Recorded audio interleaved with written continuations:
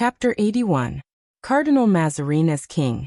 The arrest produced no sensation, indeed was almost unknown, and scarcely interrupted the course of events. To the deputation it was formally announced that the Queen would receive it. Accordingly, it was admitted to the presence of Anne, who, silent and lofty as ever, listened to the speeches and complaints of the deputies, but when they had finished their harangues not one of them could say, so calm remained her face, whether or no she had heard them. On the other hand, Mazarin, present at that audience, heard very well what those deputies demanded. It was purely and simply his removal, in terms clear and precise. The discourse being finished, the Queen remained silent.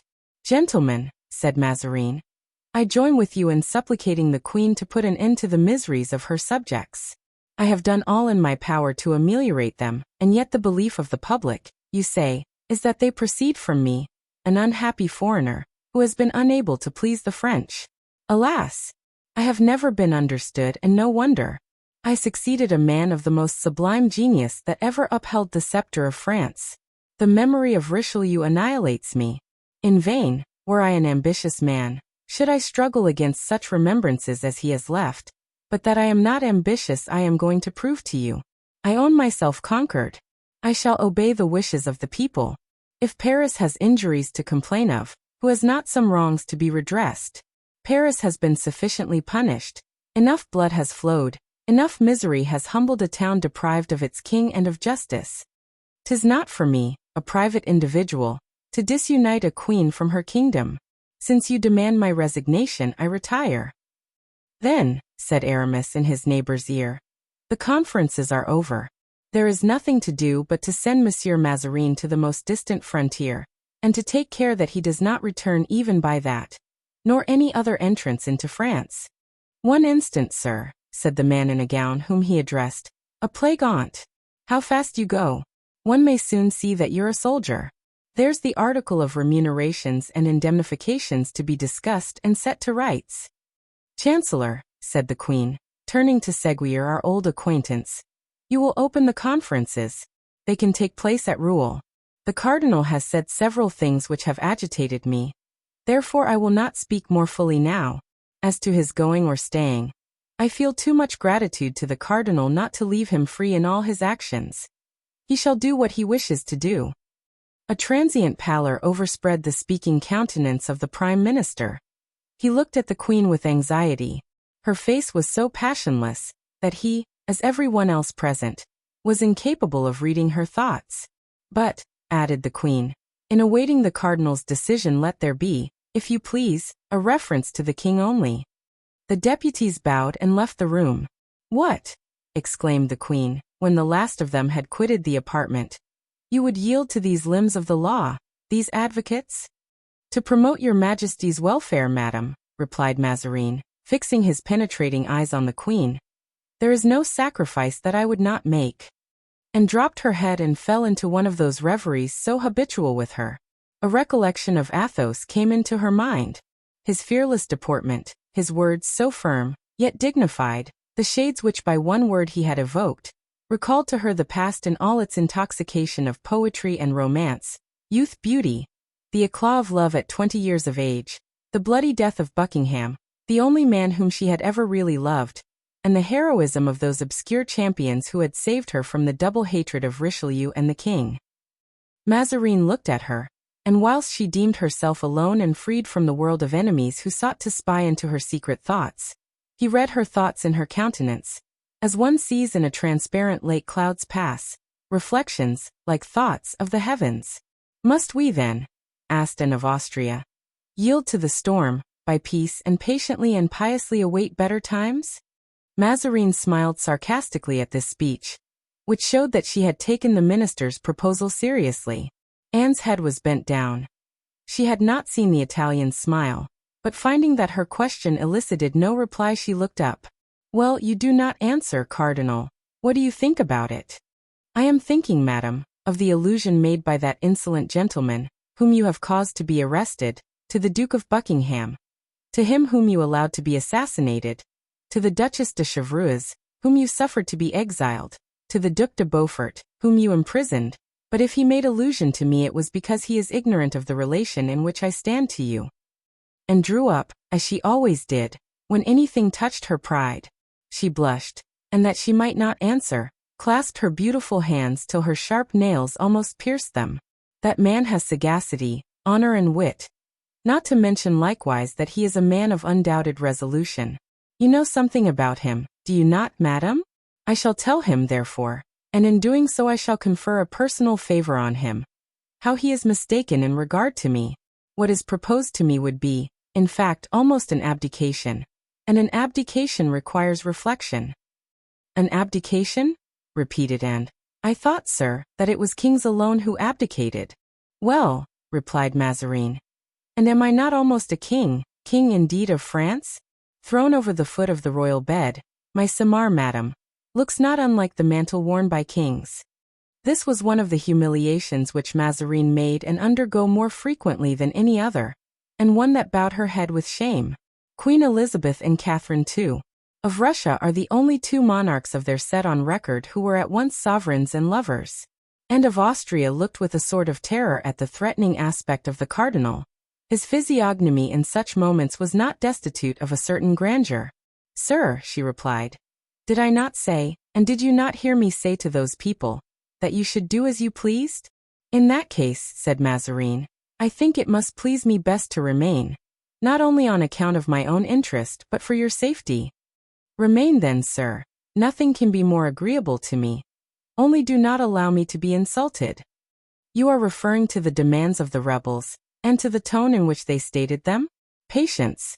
They have selected a field of battle on which I am an abler general than they. That of a conference. No, we shall beat them by merely temporizing. They want food already. They will be 10 times worse off in a week. Ah yes, good heavens! I know it will end in that way, but it is not they who taunt me with the most wounding reproaches, but I understand. You mean to allude to the recollections perpetually revived by these 3 gentlemen. However, we have them safe in prison, and they are just sufficiently culpable for us to keep them in prison as long as we find it convenient. One only is still not in our power and braves us. But devil take him. We shall soon succeed in sending him to join his boon companions. We have accomplished more difficult things than that.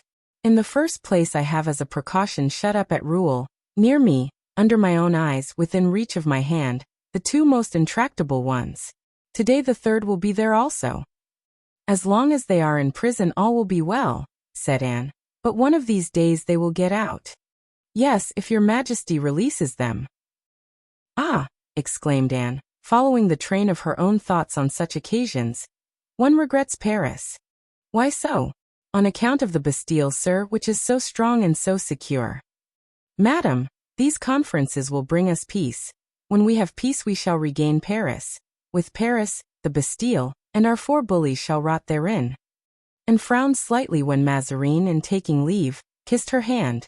Mazarin, after this half-humble, half-gallant attention, went away, and followed him with her eyes, and as he withdrew, at every step he took, a disdainful smile was seen playing, then gradually burst upon her lips. I once, she said, despised the love of a cardinal who never said I shall do. But, I have done so and so. That man knew of retreats more secure than Rouen, darker and more silent even than the Bastille. Degenerate world. Chapter 82. Precautions. After quitting Anne, Mazarin took the road to Rouen, where he usually resided. In those times of disturbance he went about with numerous followers and often disguised himself. In military dress he was, indeed, as we have stated, a very handsome man. In the court of the old chateau of Saint-Germain he entered his coach, and reached the Seine at Chatou. The prince had supplied him with 50 light horse, not so much by way of guard as to show the deputies how readily the queen's generals dispersed their troops, and to prove that they might be safely scattered at pleasure. Athos, on horseback, without his sword and kept in sight by Comminges, followed the cardinal in silence. Grimaud, finding that his master had been arrested, fell back into the ranks near Aramis, without saying a word and as if nothing had happened. Grimaud had, indeed, during 22 years of service, seen his master extricate himself from so many difficulties that nothing less than Athos's imminent death was likely to make him uneasy.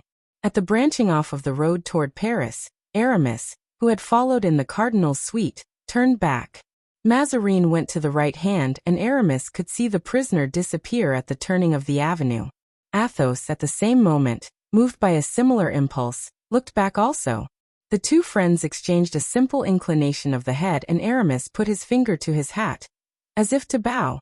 Athos alone comprehending by that signal that he had some project in his head. 10 minutes afterward Mazarin entered the court of that chateau which his predecessor had built for him at Rouen. As he alighted, Comminges approached him. "My lord," he asked, "where does your eminence wish Monsieur Comte de la Fère to be lodged?" "In the pavilion of the Orangery, of course, in front of the pavilion where the guard is. I wish every respect to be shown the Count, although he is the prisoner of Her Majesty the Queen." "My lord," answered Comminges, "he begs to be taken to the place where Monsieur d'Artagnan is confined, that is, in the hunting lodge, opposite the Orangery." Mazarin thought for an instant. Comminges saw that he was undecided. "'Tis a very strong post," he resumed, "and we have 40 good men, tried soldiers, having no connection with Frondeurs nor any interest in the Fronde. If we put these 3 men together, Monsieur Comminges," said Mazarin, "we must double the guard, and we are not rich enough in fighting men to commit such acts of prodigality." Comminges smiled. Mazarin read and construed that smile. "You do not know these men, Monsieur Comminges, but I know them first personally, also by hearsay. I sent them to carry aid to King Charles and they performed prodigies to save him. Had it not been for an adverse destiny, that beloved monarch would this day have been among us. But since they served your eminence so well, why are they, my lord cardinal, in prison?" "In prison," said Mazarin. "And when has Rouen been a prison?" "Ever since there were prisoners in it," answered Comminges. "These gentlemen, Comminges, are not prisoners," returned Mazarin, with his ironical smile. "Only guests, but guests so precious that I have put a grating before each of their windows and bolts to their doors, that they may not refuse to continue my visitors. So much do I esteem them that I am going to make the Comte de la Fère a visit, that I may converse with him tête-à-tête, and that we may not be disturbed at our interview you must conduct him, as I said before, to the pavilion of the Orangery, that, you know, is my daily promenade. Well, while taking my walk I will call on him, and we will talk. Although he professes to be my enemy I have sympathy for him, and if he is reasonable perhaps we shall arrange matters." Comminges bowed, and returned to Athos, who was awaiting with apparent calmness, but with real anxiety, the result of the interview. "Well," he said to the lieutenant. "Sir," replied Comminges, "it seems that it is impossible." "Monsieur de Comminges," said Athos, "I have been a soldier all my life and I know the force of orders. But outside your orders there is a service you can render me." "I will do it with all my heart," said Comminges, "for I know who you are and what service you once performed for Her Majesty. I know, too, how dear to you is the young man who came so valiantly to my aid when that old rogue of a Broussel was arrested. I am entirely at your service, except only for my orders." "Thank you, sir. What I am about to ask will not compromise you in any degree." "If it should even compromise me a little," said Monsieur de Comminges with a smile, "still make your demand. I don't like Mazarin any better than you do. I serve the Queen, and that draws me naturally into the service of the cardinal, but I serve the one with joy and the other against my will. Speak then, I beg of you. I wait and listen." "Since there is no harm," said Athos, "in my knowing that D'Artagnan is here, I presume there will be none in his knowing that I am here." "I have received no orders on that point." "Well then, do me the kindness to give him my regards and tell him that I am his neighbor. Tell him also what you have just told me, that Mazarin has placed me in the pavilion of the Orangery in order to make me a visit, and assure him that I shall take advantage of this honor. He proposes to accord to me to obtain from him some amelioration of our captivity." "Which cannot last," interrupted Comminges. "The cardinal said so. There is no prison here." "But there are oubliettes," replied Athos, smiling. "Oh, that's a different thing. Yes, I know there are traditions of that sort," said Comminges. "It was in the time of the other cardinal, who was a great nobleman, but our Mazarin, impossible. An Italian adventurer would not dare to go such lengths with such men as ourselves. Oubliettes are employed as a means of kingly vengeance, and a low-born fellow such as he is would not have recourse to them. Your arrest is known. That of your friends will soon be known. And all the nobility of France would demand an explanation of your disappearance. No, be easy on that score. I will, however, inform Monsieur d'Artagnan of your arrival here. Comminges then led the Count to a room on the ground floor of a pavilion, at the end of the orangery. They passed through a courtyard as they went, full of soldiers and courtiers. In the center of this court, in the form of a horseshoe, were the buildings occupied by Mazarin, and at each wing the pavilion or smaller building, where D'Artagnan was confined, and that level with the orangery, where Athos was to be.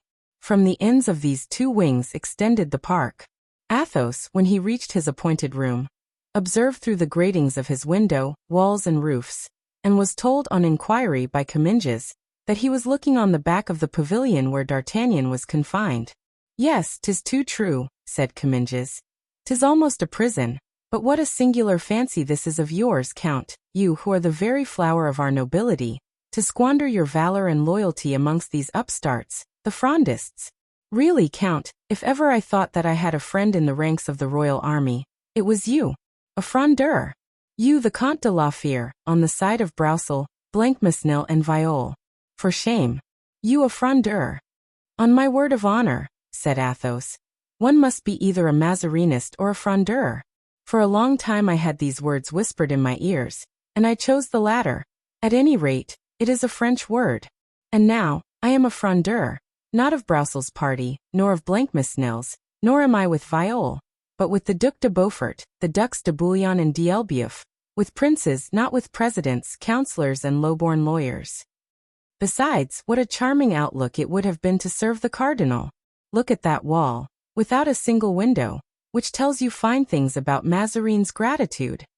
Yes, replied de Comminges, more especially if it could reveal how Monsieur d'Artagnan for this last week has been anathematizing him. Poor D'Artagnan, said Athos, with the charming melancholy that was one of the traits of his character. So brave, so good, so terrible to the enemies of those he loves. You have two unruly prisoners there, sir. Unruly, Comminges smiled.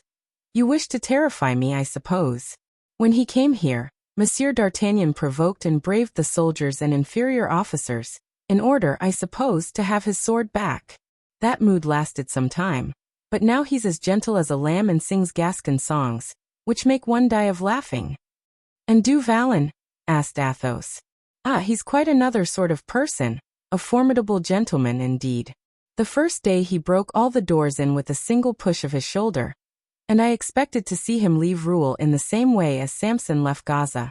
But his temper cooled down like his friends. He not only gets used to his captivity, but jokes about it.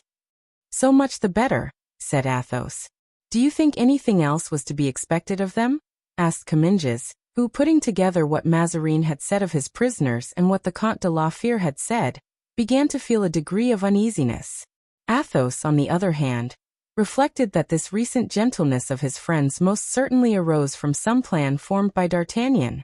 Unwilling to injure them by praising them too highly, he replied, They are two hotheads, the one a Gascon, the other from Picardy. Both are easily excited, but they quiet down immediately. You have had a proof of that in what you have just related to me. This, too, was the opinion of Comminges, who withdrew somewhat reassured. Athos remained alone in the vast chamber, where, according to the cardinal's directions, he was treated with all the courtesy due to a nobleman. He awaited Mazarin's promised visit to get some light on his present situation. Chapter 83. Strength and Sagacity. Now let us pass the orangery to the hunting lodge. At the extremity of the courtyard, where close to a portico formed of Ionic columns, were the dog kennels, rose an oblong building, the pavilion of the orangery, a half-circle, enclosing the court of honor.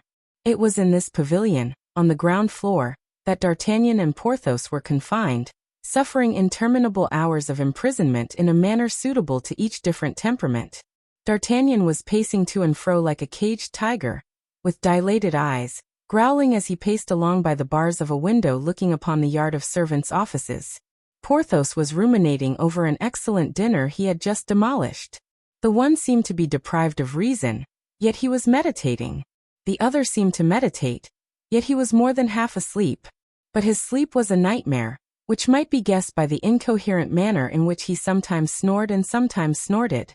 "Look," said D'Artagnan. "Day is declining. It must be nearly 4 o'clock. We have been in this place nearly 83 hours. "Him," muttered Porthos, with a kind of pretense of answering. "Did you hear, eternal sleeper?" cried D'Artagnan, irritated that any one could doze during the day, when he had the greatest difficulty in sleeping during the night. "What?" said Porthos.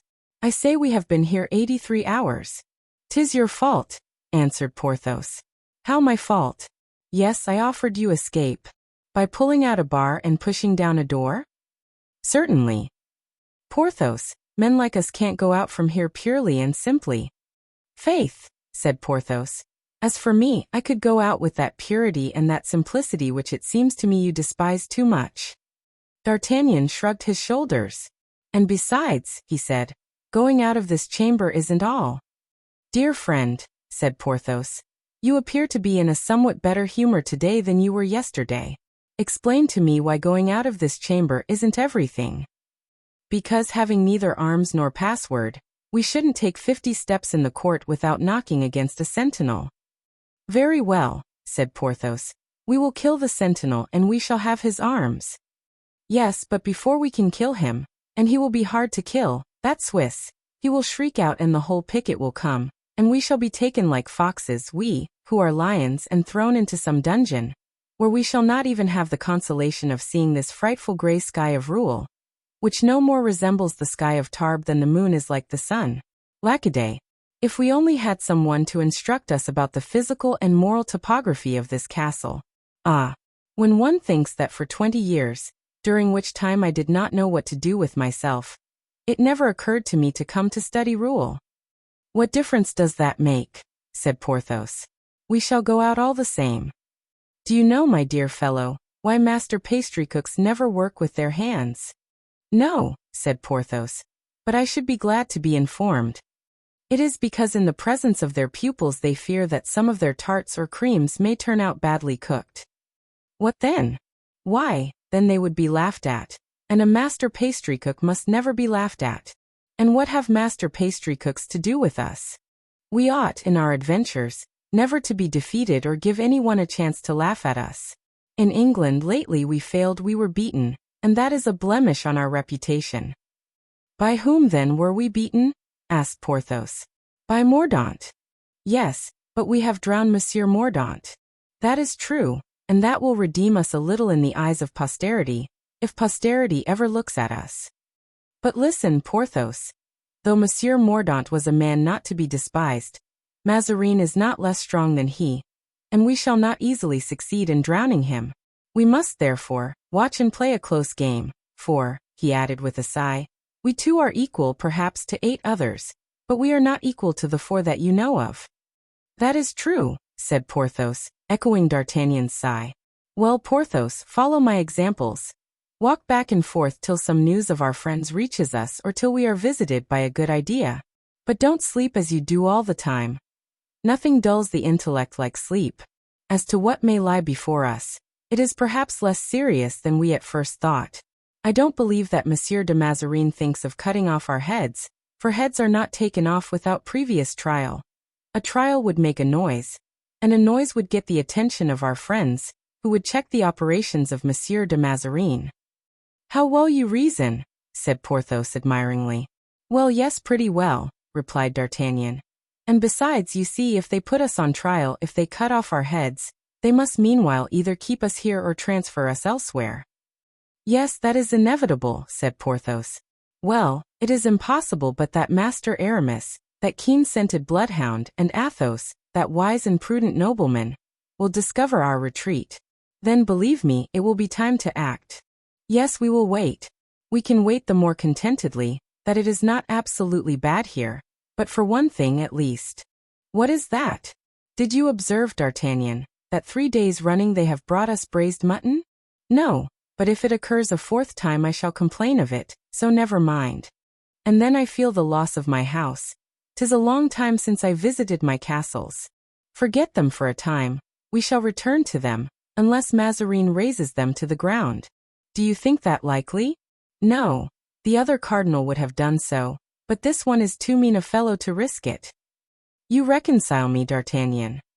Well then, assume a cheerful manner, as I do. We must joke with the guards, we must gain the goodwill of the soldiers, since we can't corrupt them. Try, Porthos, to please them more than you are wont to do when they are under our windows. Thus far you have done nothing but show them your fist, and the more respectable your fist is, Porthos, the less attractive it is. I would give much to have 500 louis only. So would I, said Porthos, unwilling to be behind D'Artagnan in generosity. I would give as much as 100 pistoles. The two prisoners were at this point of their conversation when Comminges entered, preceded by a sergeant and two men, who brought supper in a basket with two handles, filled with basins and plates. What? Exclaimed Porthos. Mutton again? My dear Monsieur de Comminges, said D'Artagnan, you will find that my friend Monsieur du Vallon will go to the most fatal lengths if Cardinal Mazarin continues to provide us with this sort of meat, mutton every day. I declare, said Porthos, I shall eat nothing if they do not take it away. Remove the mutton, cried Comminges. I wish Monsieur du Vallon to sup well, more especially as I have news to give him that will improve his appetite. Is Mazarin dead? Asked Porthos. No, I am sorry to tell you he is perfectly well. So much the worse, said Porthos. What is that news? Asked D'Artagnan. News in prison is a fruit so rare that I trust, Monsieur de Comminges, you will excuse my impatience, the more eager since you have given us to understand that the news is good. Should you be glad to hear that the Comte de la Fère is well? Asked de Comminges. D'Artagnan's penetrating grey eyes were open to the utmost. Glad, he cried. I should be more than glad. Happy, beyond measure. Well, I am desired by him to give you his compliments and to say that he is in good health. D'Artagnan almost leaped with joy. A quick glance conveyed his thought to Porthos. If Athos knows where we are, if he opens communication with us, before long Athos will act. Porthos was not very quick to understand the language of glances, but now since the name of Athos had suggested to him the same idea, he understood. Do you say, asked the Gascon timidly, that the Comte de la Fère has commissioned you to give his compliments to Monsieur du Vallon and myself? Yes, sir. Then you have seen him? Certainly I have. Where? If I may ask without indiscretion. Near here, replied de Comminges, smiling. So near that if the windows which look on the orangery were not stopped up you could see him from where you are. He is wandering about the environs of the castle, thought D'Artagnan. Then he said aloud, You met him, I dare say, in the park, hunting, perhaps? No, nearer still. Look behind this wall, said de Comminges, knocking against the wall. Behind this wall? What is there then behind this wall? I was brought here by night, so devil take me if I know where I am. Well, said Comminges, suppose one thing. I will suppose anything you please. Suppose there were a window in this wall. Well, from that window you would see Monsieur de la Fère at his. The Count then is in the chateau? Yes. For what reason? The same as yourself. Athos a prisoner? You know well, replied de Comminges, that there are no prisoners at Rouen, because there is no prison. Don't let us play upon words, sir. Athos has been arrested. Yesterday, at Saint-Germain, as he came out from the presence of the Queen. The arms of D'Artagnan fell powerless by his side. One might have supposed him thunderstruck. A paleness ran like a cloud over his dark skin, but disappeared immediately. A prisoner, he reiterated. A prisoner, repeated Porthos, quite dejected. Suddenly D'Artagnan looked up, and in his eyes there was a gleam which scarcely even Porthos observed. But it died away and he appeared more sorrowful than before. Come, said Comminges, who since D'Artagnan, on the day of Broussels' arrest, had saved him from the hands of the Parisians, had entertained a real affection for him. Don't be unhappy. I never thought of bringing you bad news.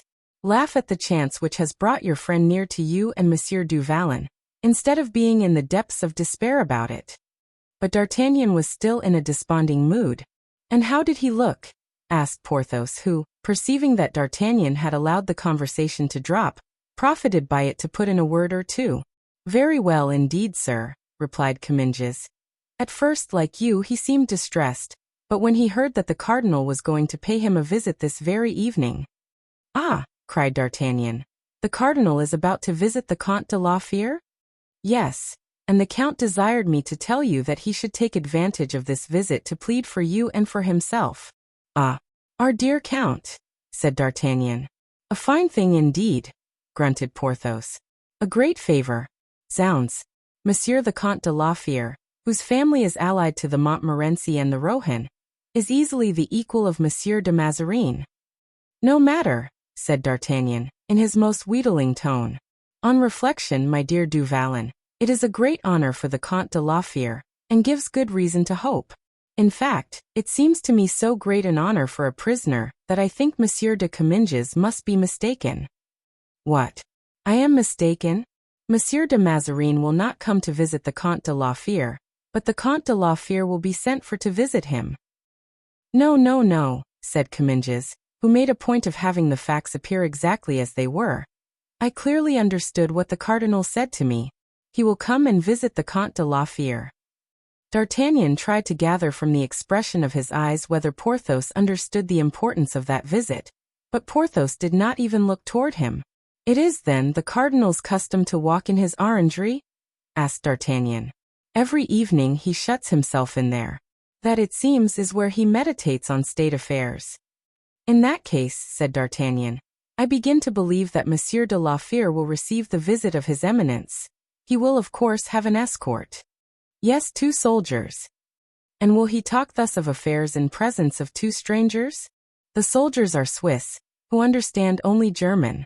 Besides, according to all probability they will wait at the door." D'Artagnan made a violent effort over himself to keep his face from being too expressive. "Let the cardinal take care of going alone to visit the Comte de la Fere," said D'Artagnan, "for the count must be furious." Comminges began to laugh. "Oh, why really, one would say that you 4 were anthropophagi. The count is an affable man, besides he is unarmed." At the first word from his Eminence the 2 soldiers about him would run to his assistance. "2 soldiers," said D'Artagnan, seeming to remember something. "2 soldiers, yes. That, then, is why I hear 2 men called every evening and see them walking sometimes for half an hour, under my window.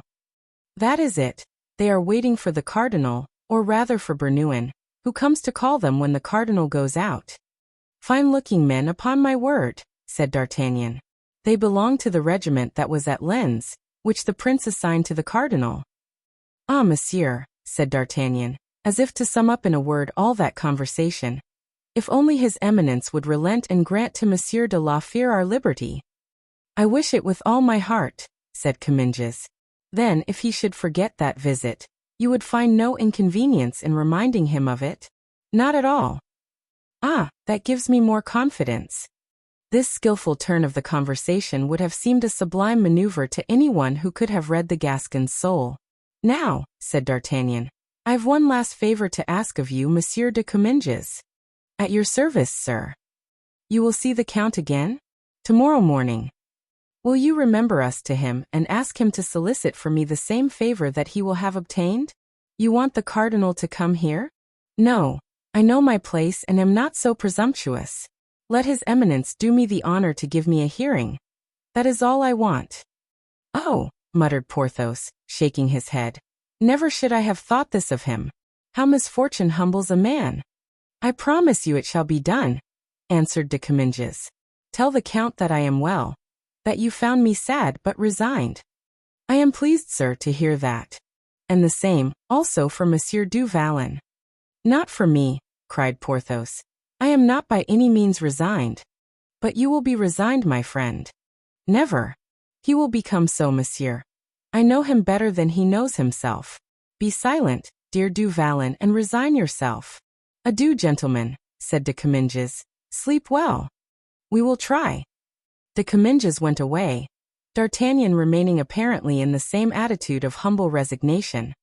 But scarcely had he departed when he turned and clasped Porthos in his arms with an expression not to be doubted. "Oh," cried Porthos, "what's the matter now? Have you gone mad, my dear friend?" "What is the matter?" returned D'Artagnan. "We are saved." "I don't see that at all," answered Porthos. "I think we are all taken prisoners, except Aramis, and that our chances of getting out are lessened since one more of us is caught in Mazarin's mousetrap." Which is far too strong for 2 of us, but not strong enough for 3 of us, returned D'Artagnan. I don't understand, said Porthos. Never mind. Let's sit down to table, and take something to strengthen us for the night. What are we to do then tonight? To travel, perhaps. But, sit down, dear friend, to table. When one is eating, ideas flow easily. After supper, when they are perfected, I will communicate my plans to you. So Porthos sat down to table without another word, and ate with an appetite that did honor to the confidence that was ever inspired in him by D'Artagnan's inventive imagination. Chapter 84. Strength and sagacity continued. Supper was eaten in silence, but not in sadness, for from time to time one of those sweet smiles which were habitual to him in moments of good humor illumined the face of D'Artagnan. Not a scintilla of these was lost on Porthos, and at every one he uttered an exclamation which betrayed to his friend that he had not lost sight of the idea which possessed his brain. At dessert D'Artagnan reposed in his chair, crossed one leg over the other, and lounged about like a man perfectly at his ease. Porthos rested his chin on his hands, placed his elbows on the table, and looked at D'Artagnan with an expression of confidence, which imparted to that colossus an admirable appearance of good fellowship. "Well," said D'Artagnan at last. "Well," repeated Porthos. "You were saying, my dear friend." "No, I said nothing." "Yes, you were saying you wished to leave this place." "Ah, indeed. The will was never wanting." "To get away you would not mind," you added, "knocking down a door or a wall." "'Tis true, I said so, and I say it again." "And I answered you, Porthos, that it was not a good plan, that we couldn't go 100 steps without being recaptured, because we were without clothes to disguise ourselves and arms to defend ourselves." "That is true, we should need clothes and arms." "Well," said D'Artagnan, rising, "we have them, friend Porthos, and even something better." "Bah!" said Porthos, looking around. "Useless to look. Everything will come to us when wanted. At about what time did we see the 2 Swiss guards walking yesterday?" "An hour after sunset." "If they go out today as they did yesterday, we shall have the honor, then, of seeing them in half an hour?" "In a quarter of an hour at most." "Your arm is still strong enough, is it not, Porthos?" Porthos unbuttoned his sleeve, raised his shirt and looked complacently on his strong arm, as large as the leg of any ordinary man.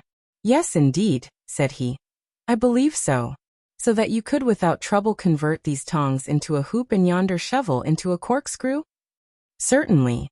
And the giant took up these 2 articles, and without any apparent effort produced in them the metamorphoses suggested by his companion. "There," he cried. "Capital!" exclaimed the Gascon.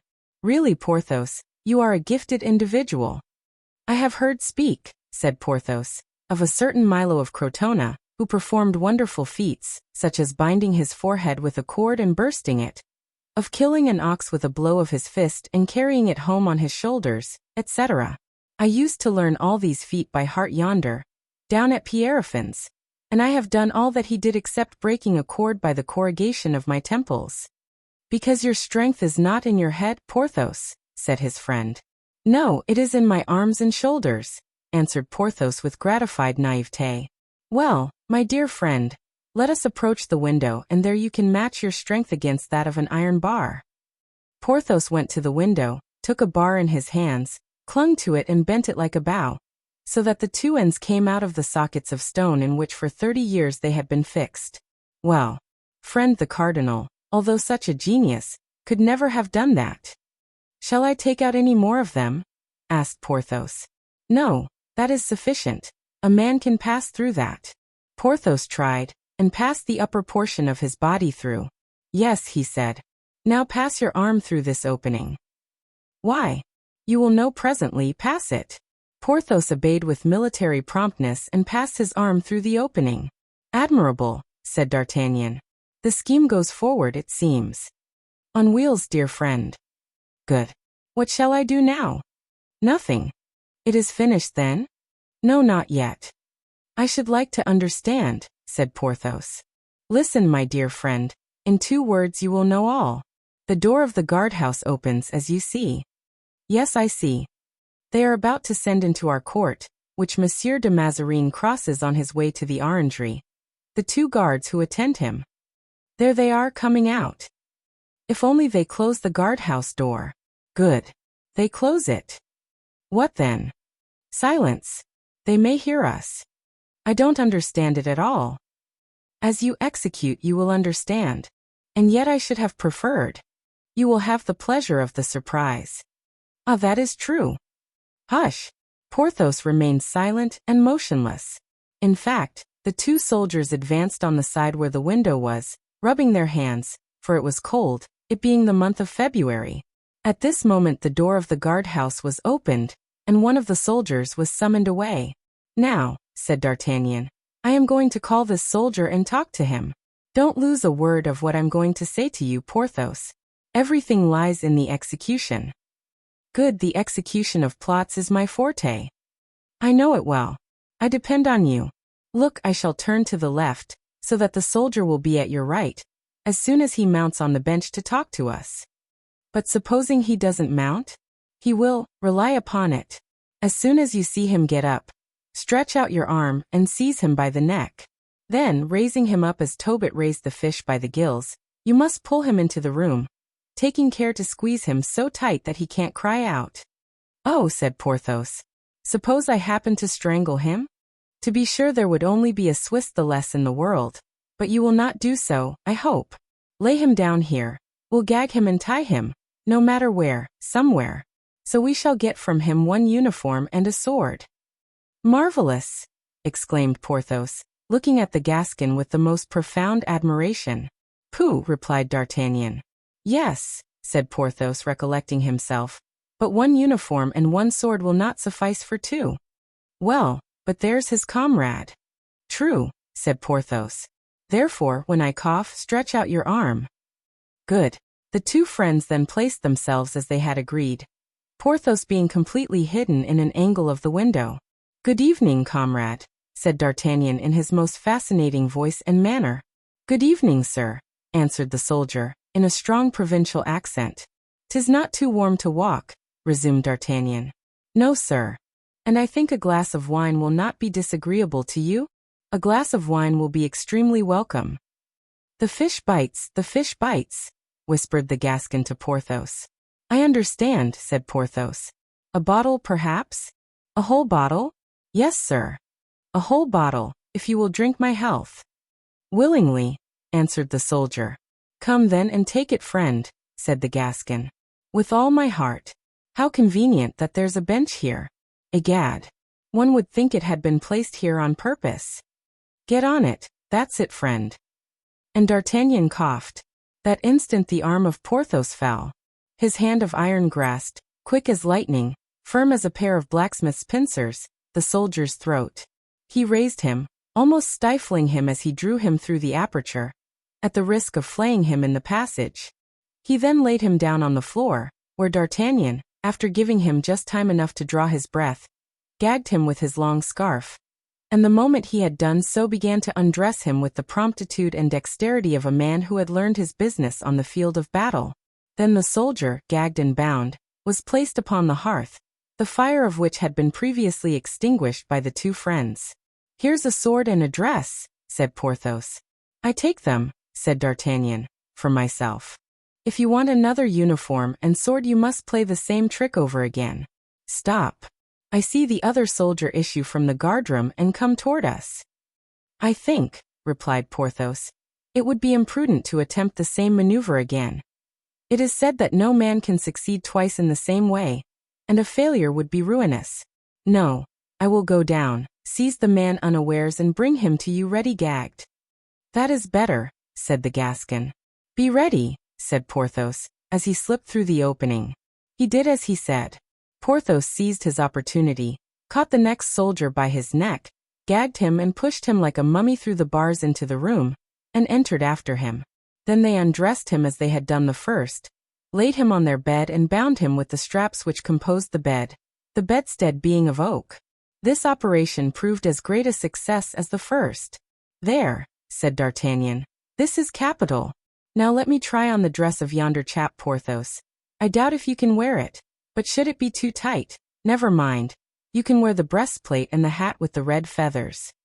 It happened, however, that the second soldier was a Swiss of gigantic proportions, so save that some few of the seams split, his uniform fitted Porthos perfectly. They then dressed themselves. "'Tis done," they both exclaimed at once. "As to you, comrades," they said to the men, "nothing will happen to you if you are discreet, but if you stir you are dead men." The soldiers were complaisant. They had found the grasp of Porthos pretty powerful, and that it was no joke to fight against it. "Now," said D'Artagnan, "you wouldn't be sorry to understand the plot, would you, Porthos?" "Well, no, not very." "Well then, we shall go down into the court." "Yes. We shall take the place of those two fellows." "Well, we will walk back and forth." "That's a good idea, for it isn't warm." "In a moment the valet-de-chamber will call the guard, as he did yesterday and the day before." "And we shall answer?" "No, on the contrary, we shall not answer." "As you please. I don't insist on answering." "We will not answer, then. We will simply settle our hats on our heads and we will escort His Eminence." "Where shall we escort him?" "Where he is going, to visit Athos."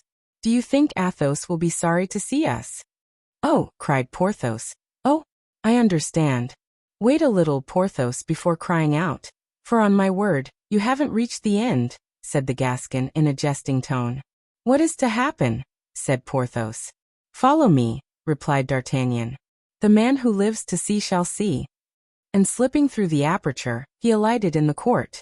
Porthos followed him by the same road, but with more difficulty and less diligence.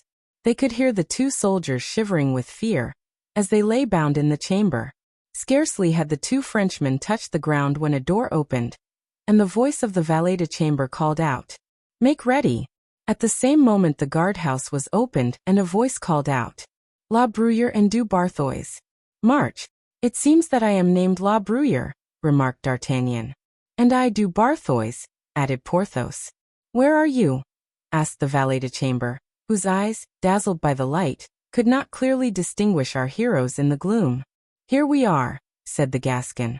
"What say you to that, Monsieur du Vallon?" he added in a low tone to Porthos. "If it but lasts, most capital," responded Porthos. These two newly enlisted soldiers marched gravely after the valet-de-chamber, who opened the door of the vestibule, then another which seemed to be that of a waiting room, and showing them two stools. "Your orders are very simple," he said. "Don't allow anybody, except one person, to enter here. Do you hear? Not a single creature. Obey that person implicitly. On your return you cannot make a mistake. You have only to wait here till I release you." D'Artagnan was known to this valet-de-chamber, who was no other than Bernouin, and he had during the last 6 or 8 months introduced the Gascon a dozen times to the cardinal. The Gascon, therefore, instead of answering, growled out "Ja! Ja!" in the most German and the least Gascon accent possible. As for Porthos, on whom D'Artagnan had impressed the necessity of absolute silence, and who did not even now begin to comprehend the scheme of his friend, which was to follow Mazarin in his visit to Athos, he was simply mute. All that he was allowed to say, in case of emergencies, was the proverbial Der Teufel.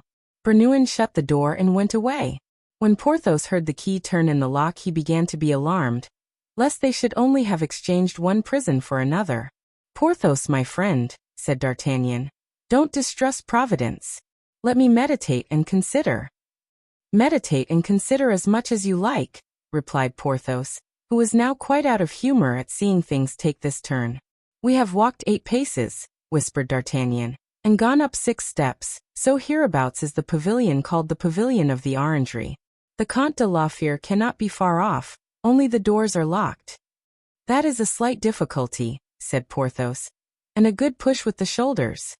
For God's sake, Porthos, my friend, reserve your feats of strength, or they will not have, when needed, the honor they deserve.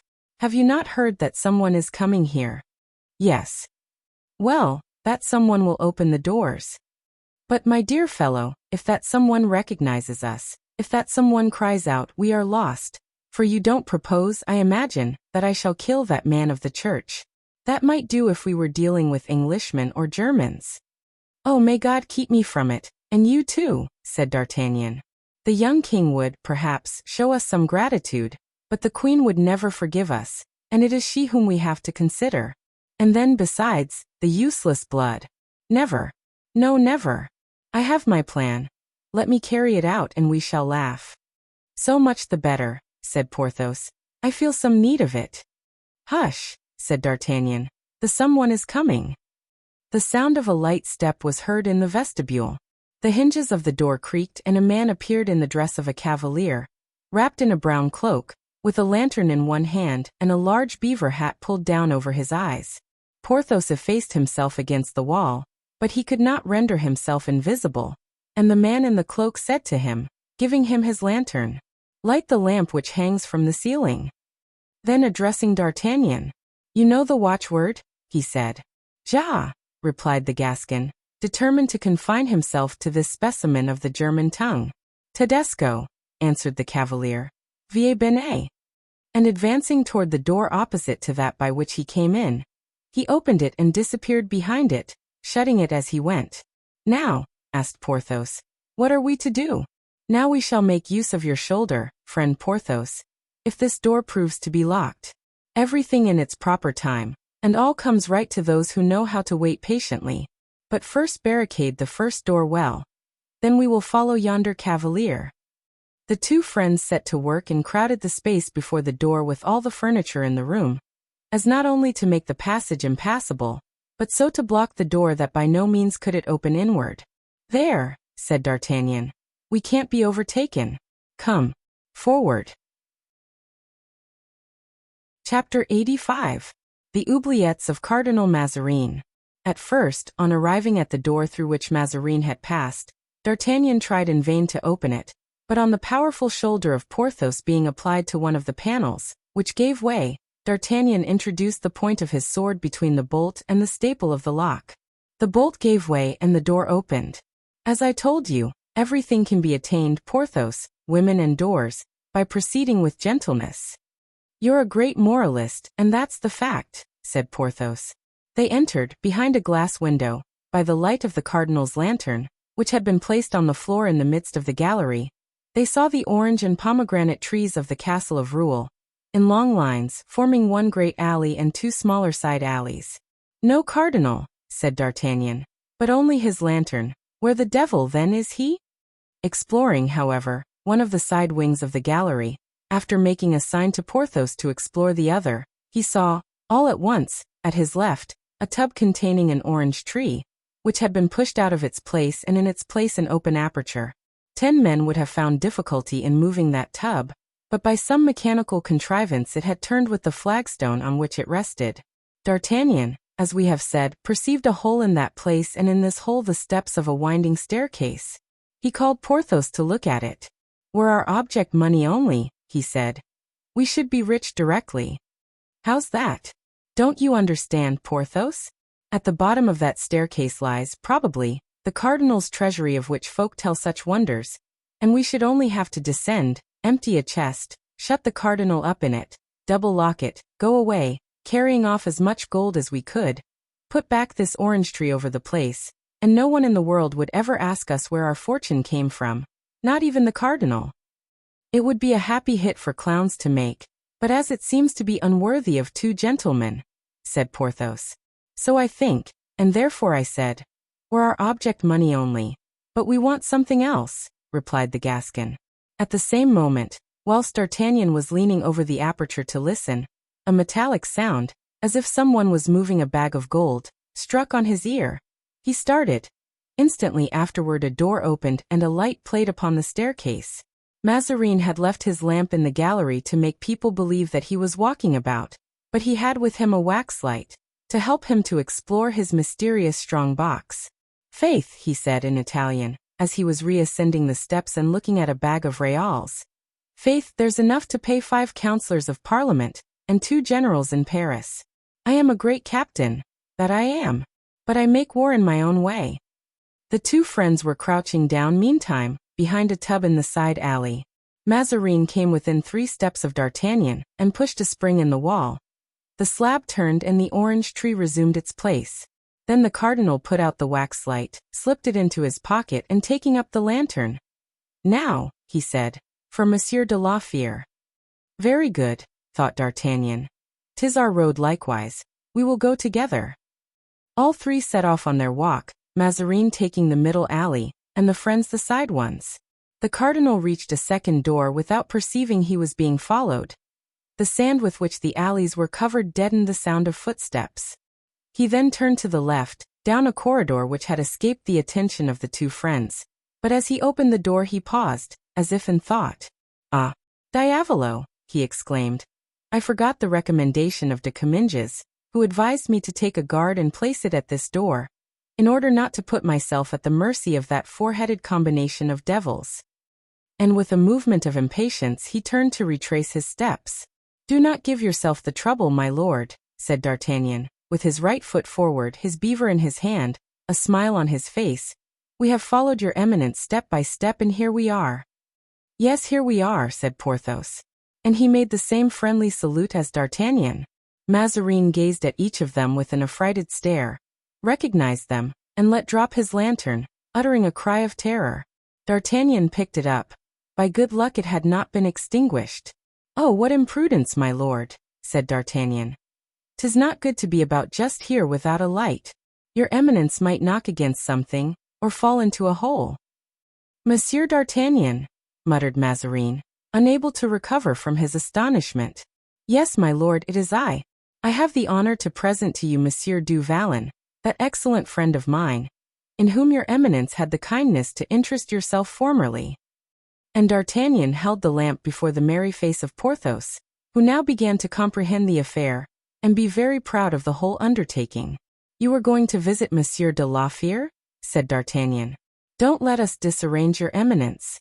Be so good as to show us the way and we will follow you." Mazarin was by degrees recovering his senses. "Have you been long in the orangery?" he asked in a trembling voice, remembering the visits he had been paying to his treasury. Porthos opened his mouth to reply. D'Artagnan made him a sign, and his mouth, remaining silent, gradually closed. "This moment come, my lord," said D'Artagnan. Mazarin breathed again. His fears were now no longer for his hoard, but for himself. A sort of smile played on his lips. "Come," he said. "You have me in a snare, gentlemen. I confess myself conquered. You wish to ask for liberty, and I give it you." "Oh, my lord," answered D'Artagnan, "you are too good. As to our liberty, we have that. We want to ask something else of you." "You have your liberty?" repeated Mazarin in terror. "Certainly, and on the other hand, my lord, you have lost it, and now, in accordance with the law of war, sir, you must buy it back again." Mazarin felt a shiver run through him, a chill even to his heart's core.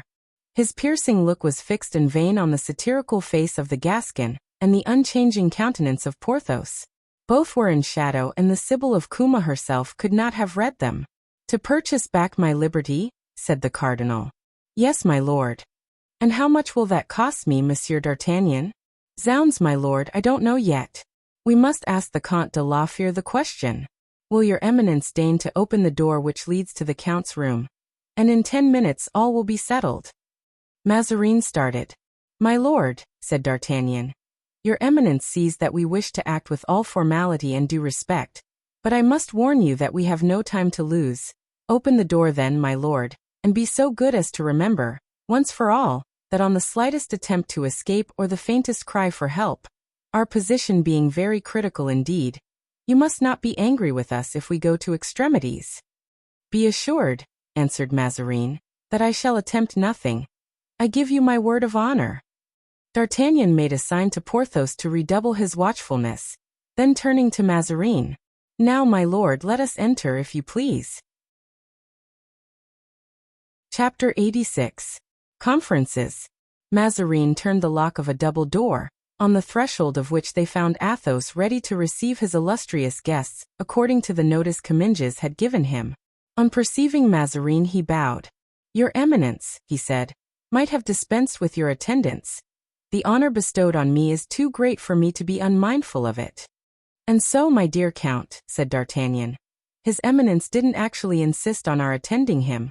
It is Du Vallon and I who have insisted, and even in a manner somewhat impolite, perhaps, so great was our longing to see you."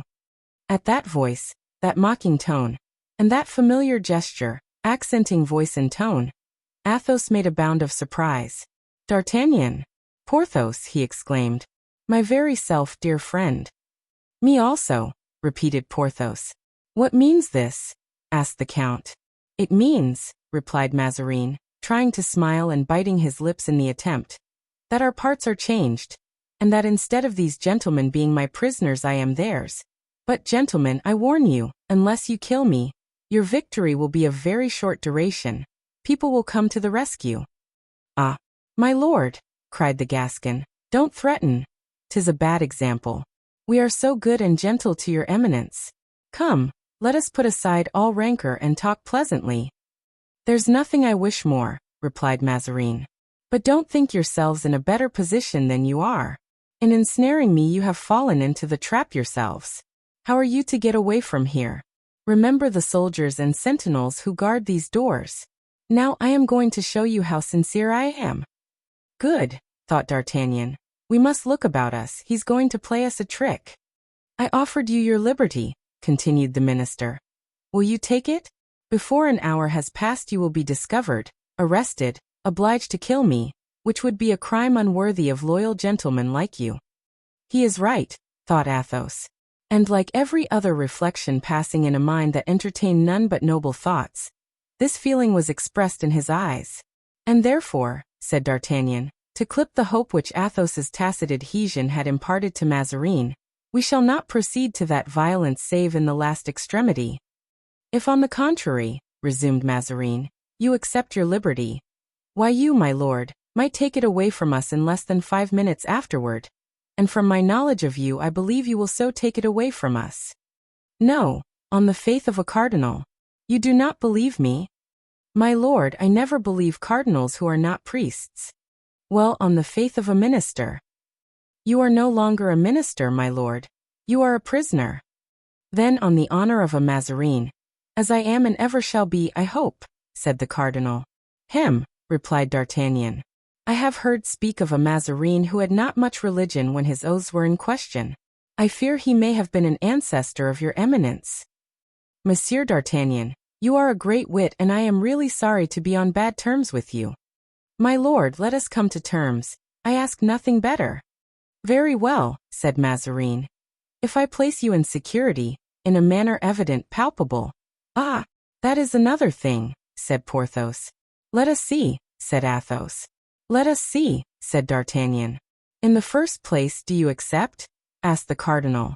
Unfold your plan, my lord, and we will see. Take notice that you are shut up, captured. You well know, my lord, that there always remains to us a last resource. What? That of dying together. Mazarin shuddered. Listen, he said. At the end of yonder corridor is a door, of which I have the key. It leads into the park. Go, and take this key with you. You are active, vigorous, and you have arms. At 100 steps, on turning to the left, you will find the wall of the park. Get over it, and in 3 leaps you will be on the road and free. Ah, by Jove, my lord, said D'Artagnan. You have well said, but these are only words. Where is the key you speak of? Here it is. Ah, my lord, you will conduct us yourself, then, to that door?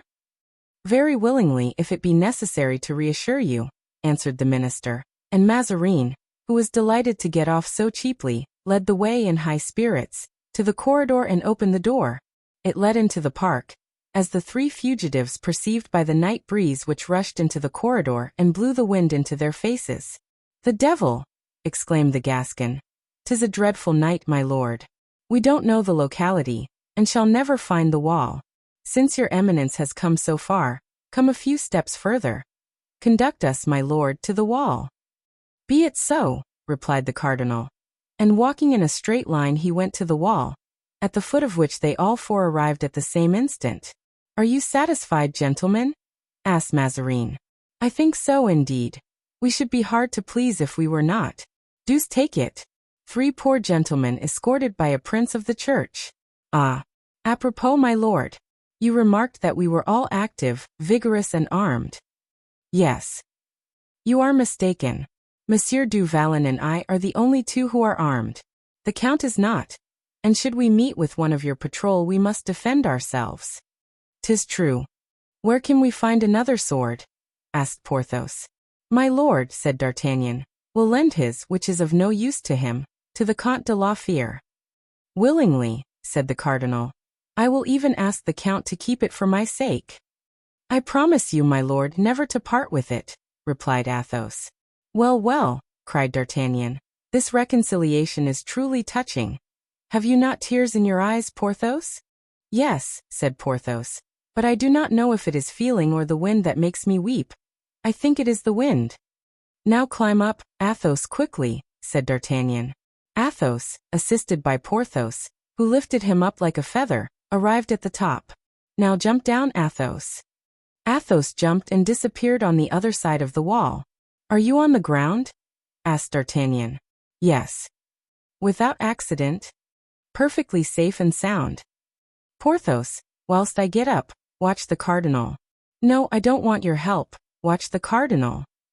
I am watching, said Porthos. Well, you are right, it is more difficult than I thought. Lend me your back, but don't let the cardinal go.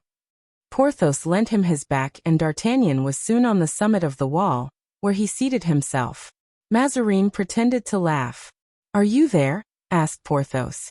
Yes, my friend, and now? Now what? Asked Porthos. Now give me the cardinal up here. If he makes any noise, stifle him. Mazarin wished to call out, but Porthos held him tight and passed him to D'Artagnan, who seized him by the neck and made him sit down by him.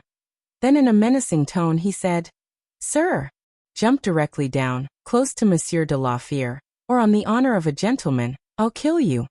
Monsieur, cried Mazarin. You are breaking your word to me. Did I promise you anything, my lord? Mazarin groaned. You are free, he said. Through me, your liberty was my ransom. Agreed, but the ransom of that immense treasure buried under the gallery, to which one descends on pushing a spring hidden in the wall, which causes a tub to turn, revealing a staircase. Must not one speak of that a little, my lord? Diavolo, cried Mazarin, almost choked and clasping his hands. I am a lost and ruined man. But without listening to his protestations of alarm, D'Artagnan slipped him gently down into the arms of Athos, who stood immovable at the bottom of the wall. Porthos next made an effort which shook the solid wall, and by the aid of his friend's hand gained the summit. I didn't understand it all, he said, but I understand now. How droll it is! You think so? So much the better. But that it may prove laughter-worthy even to the end, let us not lose time. And he jumped off the wall. Porthos did the same. Attend to Monsieur le Cardinal, gentlemen, said D'Artagnan.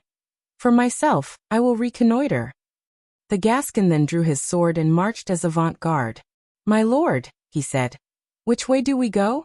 Think well of your reply, for should your eminence be mistaken, there might ensue most grave results for all of us. Along the wall, sir, said Mazarin. There will be no danger of losing yourselves. The three friends hastened on, but in a short time were obliged to slacken the pace. The cardinal could not keep up with them, though with every wish to do so. Suddenly D'Artagnan touched something warm, which moved. Stop! A horse, he cried. I have found a horse.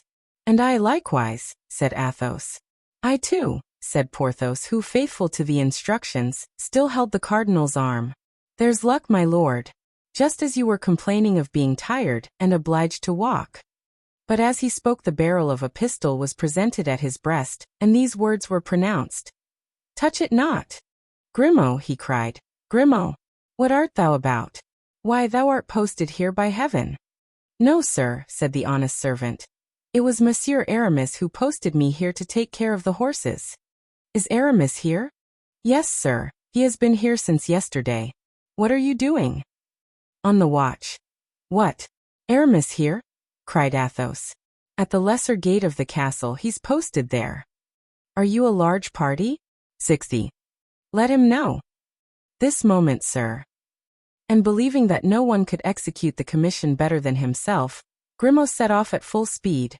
Whilst, enchanted at being all together again, the friends awaited his return.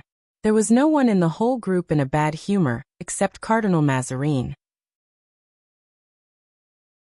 Chapter 87. Thinking that Porthos will be at last a baron, and D'Artagnan a captain. At the expiration of 10 minutes Aramis arrived, accompanied by Grimaud and 8 or 10 followers.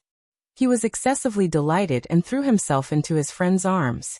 "You are free, my brothers. Free without my aid. And I shall have succeeded in doing nothing for you in spite of all my efforts. Do not be unhappy, dear friend, on that account. If you have done nothing as yet, you will do something soon," replied Athos. "I had well concerted my plans," pursued Aramis. "The coadjutor gave me 60 men. 20 guard the walls of the park, 20 the road from Rouen to Saint-Germain, 20 are dispersed in the woods. Thus I was able, thanks to the strategic disposition of my forces, to intercept 2 couriers from Mazarin to the queen." Mazarin listened intently. "But," said D'Artagnan, "I trust that you honorably sent them back to Monsieur le Cardinal." "Ah yes," said Aramis. "Toward him I should be very likely to practice such delicacy of sentiment. In one of the dispatches the cardinal declares to the queen that the treasury is empty, and that her majesty has no more money. In the other he announces that he is about to transport his prisoners to Melun, since rules seem to him not sufficiently secure. You can understand, dear friend, with what hope I was inspired by that last letter. I placed myself in ambuscade with my 60 men. I encircled the castle. The riding horses I entrusted to Grimaud, and I awaited your coming out, which I did not expect till tomorrow, and I didn't hope to free you without a skirmish. You are free tonight, without fighting. So much the better. How did you manage to escape that scoundrel Mazarin? You must have much reason to complain of him." "Not very much," said D'Artagnan. "Really, I might even say that we have some reason to praise him." "Impossible." "Yes, really, it is owing to him that we are free." "Owing to him?" "Yes, he had us conducted into the orangery by Monsieur Bernouin, his valet-de-chambre, and from there we followed him to visit the Comte de la Fere. Then he offered us our liberty and we accepted it. He even went so far as to show us the way out. He led us to the park wall, which we climbed over without accident, and then we fell in with Grimaud." "Well," exclaimed Aramis, "this will reconcile me to him, but I wish he were here that I might tell him that I did not believe him capable of so noble an act." "My lord," said D'Artagnan, no longer able to contain himself, "allow me to introduce to you the Chevalier d'Herblay, who wishes, as you may have heard, to offer his congratulations to your eminence." And he retired, discovering Mazarin, who was in great confusion, to the astonished gaze of Aramis. "Ho! Ho!" exclaimed the latter. "The cardinal! A glorious prize! Halloo! Halloo! Friends! To horse! To horse!" Several horsemen ran quickly to him. "Zounds!" cried Aramis. "I may have done some good. So, my lord, deign to receive my most respectful homage. I will lay a wager that 'twas that Saint Christopher, Porthos, who performed this feat. Apropos, I forgot." And he gave some orders in a low voice to one of the horsemen. "I think it will be wise to set off," said D'Artagnan. "Yes, but I am expecting someone, a friend of Athos." "A friend!" exclaimed the count. "And here he comes, by Jupiter, galloping through the bushes." "The count! The count!" cried a young voice that made Athos start. "Raoul! Raoul!" he ejaculated. For one moment the young man forgot his habitual respect.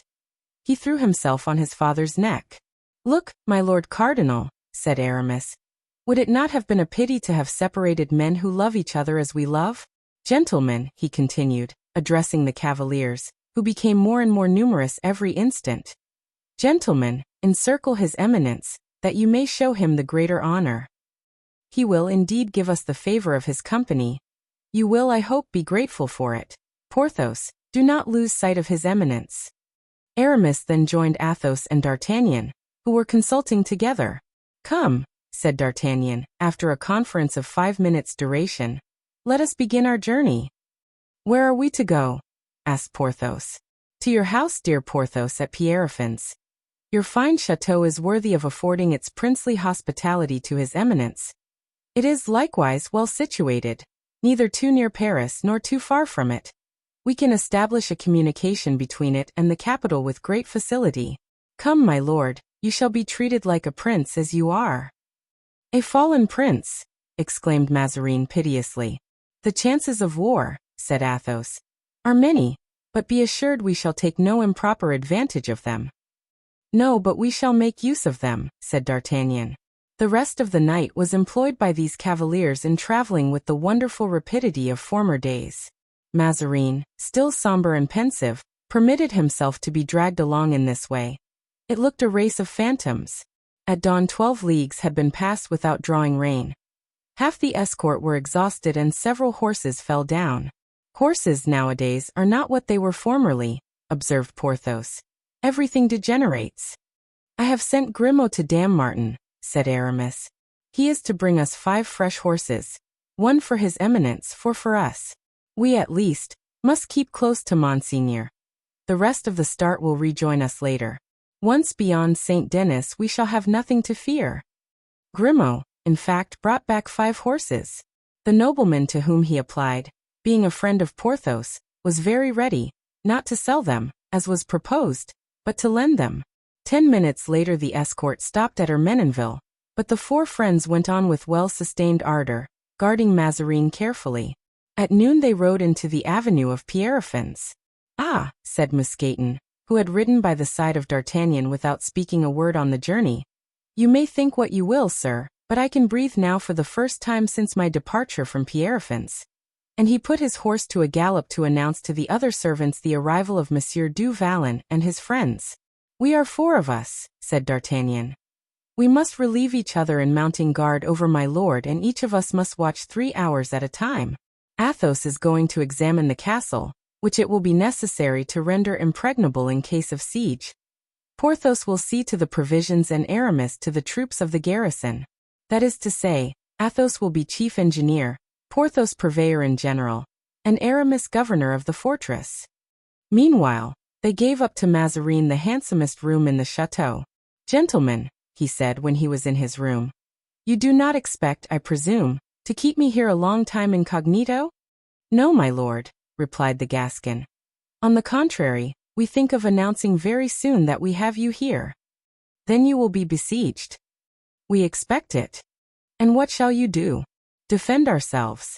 Were the late Cardinal Richelieu alive, he would tell you a certain story of the Bastion Saint-Gervais, which we 4, with our 4 lackeys and 12 dead men, held out against a whole army. Such feats, sir, are done once, and never repeated. However, nowadays there's no need of so much heroism. Tomorrow the army of Paris will be summoned, the day after it will be here. The field of battle, instead therefore of being at Saint Denis or at Charenton, will be near Compiègne or Villers-Cotterets. The prince will vanquish you, as he has always done. 'Tis possible, my lord, but before an engagement ensues we shall move your eminence to another castle belonging to our friend du Vallon, who has 3. We will not expose your eminence to the chances of war. Come, answered Mazarin, I see it will be necessary for me to capitulate. Before a siege? Yes, the conditions will be better than afterward. Ah, my lord, as to conditions, you would soon see how moderate and reasonable we are. Come now, what are your conditions? Rest yourself first, my lord, and we will reflect. I do not need rest, gentlemen. I need to know whether I am among enemies or friends. Friends, my lord. Friends. Well then, tell me at once what you want, that I may see if any arrangement be possible. Speak, Comte de la Fère. My lord, replied Athos. For myself I have nothing to demand. For France, were I to specify my wishes, I should have too much. I beg you to excuse me and propose to the Chevalier. And Athos, bowing, retired and remained leaning against the mantelpiece, a spectator of the scene. Speak then, Chevalier, said the cardinal. What do you want? Nothing ambiguous, if you please. Be clear, short, and precise. As for me, replied Aramis, I have in my pocket the very program of the conditions which the deputation, of which I formed one, went yesterday to Saint-Germain to impose on you. Let us consider first the ancient rights. The demands in that program must be granted. We were almost agreed on those, replied Mazarin. Let us pass on to private and personal stipulations. You suppose then that there are some? Said Aramis, smiling. I do not suppose that you will all be quite so disinterested as Monsieur de la Fère, replied the cardinal, bowing to Athos. My lord, you are right, and I am glad to see that you do justice to the count at last. The count has a mind above vulgar desires and earthly passions. He is a proud soul. He is a man by himself. You are right, he is worth us all, and we avow it to you. Aramis, said Athos, are you jesting? No, no, dear friend. I state only what we all know. You are right. It is not you alone this matter concerns, but my lord and his unworthy servant myself. Well then, what do you require besides the general conditions before recited? I require, my lord, that Normandy should be given to Madame de Longueville, with 500,000 francs and full absolution. I require that His Majesty should deign to be godfather to the child she has just born, and that my lord, after having been present at the christening, should go to proffer his homage to our Holy Father the Pope. That is, you wish me to lay aside my ministerial functions, to quit France and be in exile. I wish His Eminence to become Pope on the first opportunity, allowing me then the right of demanding full indulgences for myself and my friends. Mazarin made a grimace which was quite indescribable, and then turned to D'Artagnan. And you, sir, he said. I, my lord, answered the Gascon. I differ from Monsieur d'Herblay entirely as to the last point, though I agree with him on the first. Far from wishing my lord to quit Paris, I hope he will stay there and continue to be Prime Minister, as he is a great statesman. I shall try also to help him to down the Fronde, but on one condition, that he sometimes remembers the king's faithful servants, and gives the first vacant company of musketeers to a man that I could name. And you, Monsieur du Vallon? Yes, you, sir. Speak if you please, said Mazarin. As for me, answered Porthos, I wish my Lord Cardinal, in order to do honor to my house, which gives him an asylum, would in remembrance of this adventure erect my estate into a barony, with a promise to confer that order on one of my particular friends, whenever His Majesty next creates peers. You know, sir, that before receiving the order one must submit proofs. My friends will submit them. Besides, should it be necessary, Monseigneur will show him how that formality may be avoided. Mazarin bit his lips. The blow was direct and he replied rather dryly. All this appears to me to be ill-conceived, disjointed, gentlemen, for if I satisfy some I shall displease others. If I stay in Paris I cannot go to Rome. If I became Pope I could not continue to be Prime Minister. And it is only by continuing Prime Minister that I can make Monsieur d'Artagnan a captain and Monsieur du Vallon a baron. True, said Aramis. So, as I am in a minority, I withdraw my proposition, so far as it relates to the voyage to Rome and Monseigneur's resignation. I am to remain minister then? Said Mazarin. You remain minister. That is understood, said D'Artagnan. France needs you. And I desist from my pretensions, said Aramis. His Eminence will continue to be Prime Minister and Her Majesty's favorite, if he will grant to me and my friends what we demand for France and for ourselves. Occupy yourselves with your own affairs, gentlemen, and let France settle matters as she will with me, resumed Mazarin.